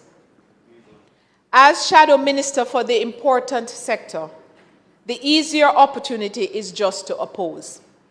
It often presents itself. Yet I have chosen to take the less traveled road. In my State of the Nation debate, in all of them, and in all my press releases and statements, I have ensured that I am responsible and measured, as I have done today, because I not only highlight the challenges, but I put forward workable proposals and solutions to resolve the challenges. At least consider them. Tourism stakeholders will tell you, I am reachable, always amicable. Yes, Sinclair. But Sinclair knows that. Sinclair knows that. My tourism stakers will tell you that I'm also always willing to incorporate their perspectives in my deliberations. That remains my commitment. And as it now appears that the tide across the country has now changed, I give my assurance to the people of this country that should I become the minister, I will continue to seek and ensure their full participation and that of tourism stakeholders, as together we can redesign the tourism industry to make it not just more resilient against competition in this region and beyond, but also resilient against changes in market preferences and against our greatest competitor, climate change. As we move forward, we need to be cognizant of how we plan and what we do for the future. Climate change, geopolitics, carrying capacity, and investment facilitation are just some of the myriad of things that must occupy our minds as we move our industry and country forward. We must begin immediately to work on the design of a new 10-year master plan for sustainable development. And that could take us from 2025 to 35, because we need some work to be done from now until then. That plan must consider disaster mitigation, inclusivity, and profitability by the incorporation of innovation and technology where possible as we move tourism to the country beyond the beach. Mr. President, we are required at this moment to think big and outside of the box, to work with our investors, foreign and local, to ensure that the benefits of tourism do not elude the native Jamaican businesses and native Jamaicans. The job of a responsible government is to balance these needs and keep an honest and open dialogue with the people. Doing that job well is my resolve.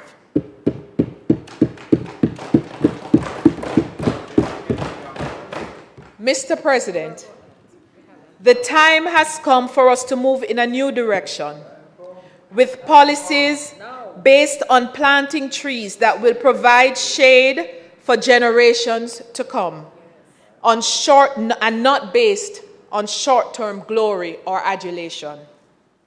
This is my commitment. This is my focus. Thank you, Mr. President.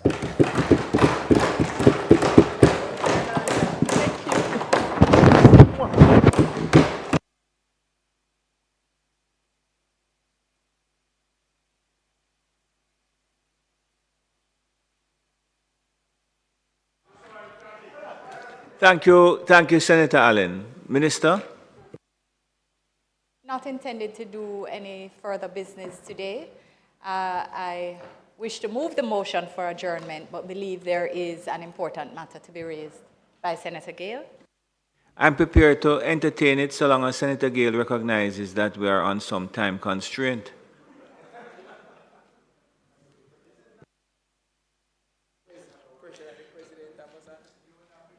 You know, President, brevity was never one of my strong points. As a trade unionist, and then you morphed me as a politician. Mr. President, I rise today on this point of adjournment after those two interesting presentations to recognize what I consider to be a very critical issue in Jamaica. This issue is one that is normally advocated by Senator Longmore, and she, not being here today, has asked me to recognize Breast Cancer Awareness Month. Mr. President, breast cancer is one of those critical chronic diseases that affects women in society. And I'm learning along the way that it also affects men. And it tends to affect men at the older part of their life. But, President, the objective that we must always embark on is education and early detection.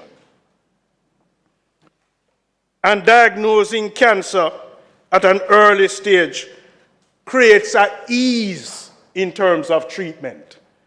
But, President, whilst early detection is key, I want to represent today what I'm learning about the journey in terms of treatment and what women essentially have to go through. How many of us inside this chamber may have known someone who either passed from breast cancer, either is going through treatment of breast cancer, or is a cancer survivor? There are many persons out there. Some, they don't speak about it. They keep it as a silent issue.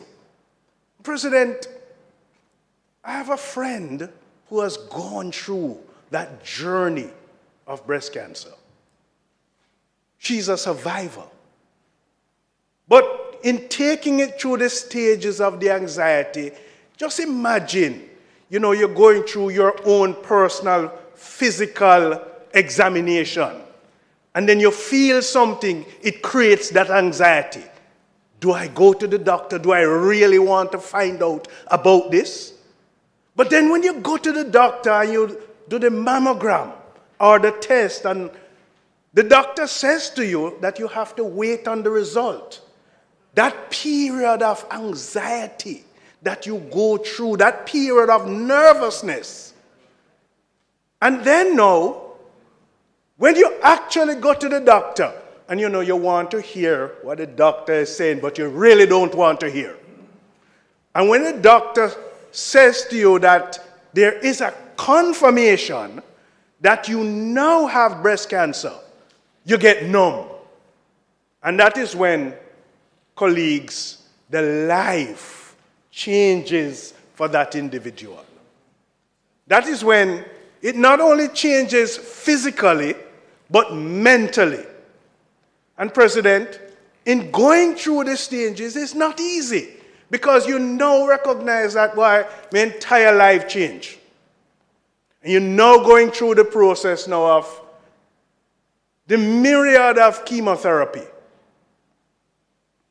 And having gone through chemotherapy, I'm understanding that it's very challenging.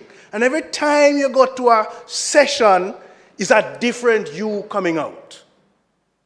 But apart from chemotherapy, then you have that other stage of radiation that totally changes your body. But outside of the moment of stress and the anxiety, the body changes. You lose a hair, the fingernails get dark, your skin starts to change. It's a good thing, President, that you have all these fashionable wigs that can be worn to lend support. But the question is, it changes the body and it changes the mind. And so women have to go through this traumatic experience. President, whilst it's a chronic illness, it's not a death sentence. One of the things I will say is that a critical illness plan is important. And if you can save towards these eventualities, I'm commending and recommending that these savings takes place.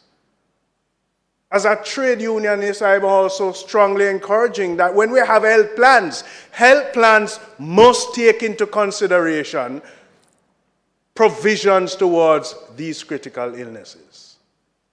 President, you know, the objective is always to educate. The objective is always to promote early detection. But one of the things I'd want to leave for those who are listening, for those persons who have to go through this, the inspiration of hope, care, and support is critical. This is the time in life when those who go through the journey of treatment need hope, they need care, and they need support. And President, the support, you know, it ought not to be the question of what can I do for you, but more I will do this for you in terms of lending the support. And Mr. President, today in recognition of this month in terms of cancer awareness, I want to salute all cancer survivors.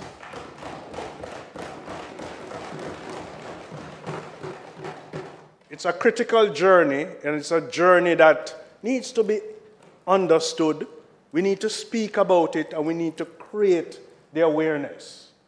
But most importantly, I urge and encourage the support. May it please you, Mr. President. Thank you very much, Senator Gale, and it is not without significance that both contributors today are males. And he's wearing a lovely green outfit there. Senator Dr. Floyd Morris. I don't want to say you're colorblind. Mr. President, I do rise to give support to this most worthy motion that has been moved by my colleague and friend, Senator Kevin Gale, on the issue of breast cancer month. And Mr. President, Senator Gale has highlighted a number of issues that are very important for the public to understand as it relates to breast cancer. And most importantly, Mr. President, is that it is not a death sentence for any individual who developed the disease. And once it is detected, there are treatments that are available and also support systems that are available for those individuals. And I have always said to individuals, whether it be relating to this particular issue of breast cancer or developing any other type of disease, it is very good to make others around you be aware of the situation, because it increases the support structures. And just keeping it to yourself cause you to internalize the problem and make matters worse. But when you share it with others, it provides an avenue, it provides a mechanism for you to go through the problem with greater ease and greater support. And I want to underscore that and make an appeal for our Jamaican brothers and sisters to give all the support to those individuals who have developed breast cancer, and make sure that they understand that this is not something that is confined only to females, because we have seen males who have developed the disease as well. There was one troubling statistics that I heard this week from the Minister of Health in his presentation in the Parliament, where he said, I think it was an average of 1,500 individuals developing breast cancer annually in Jamaica, and over 500 of those individuals succumbing to the disease. And if I heard those figures well, Mr. President, it's really, really disturbing, because what it is speaking to is a situation where we really need to pay greater attention to this particular disease, and to make sure that, you know, our health systems are able to respond to these individuals more adequately. Mr. President, I support the motion and make an appeal for greater support for the individuals who have developed this disease in our country. May it please you, Mr. President. Thank you. Thank you very much, Senator Morris. And I'm sure that it would not have escaped any of us who were in the Senate for some period of time that amongst us is Senator Sapphire Longmore, who is a breast cancer survivor, and we who were sitting in the Senate with her at the time recognize her bravery, how she fought the disease, and also recognize the fact that she made it public and held herself as an example to the people of Jamaica. So we recognize her. Minister?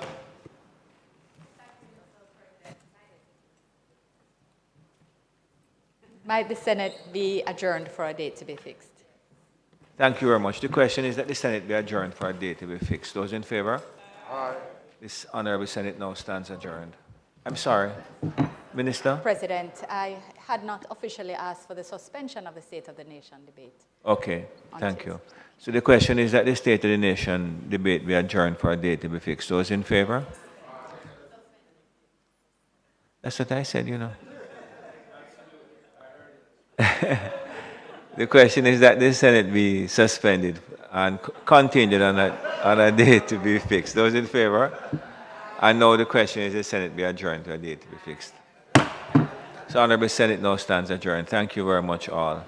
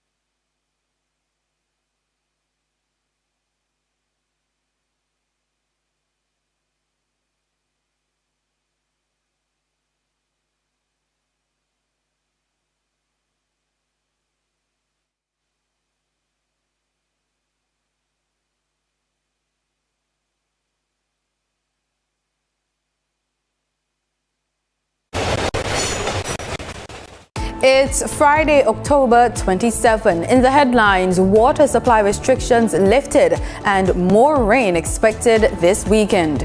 In business news, the number of tourists set to grow by 2050.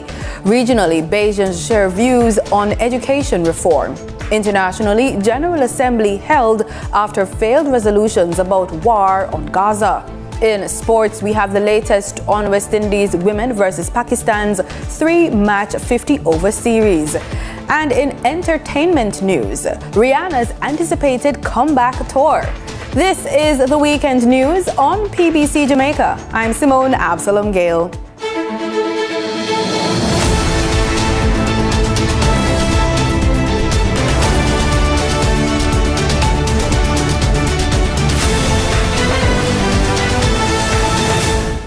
The National Water Commission has announced the removal of water supply regulations that were implemented as a result of the drought conditions in the Kingston and St. Andrew area. The Commission, in a release, explains that as at October 26, 2023, the 2 major storage systems in the KSA are now as follows. Heritage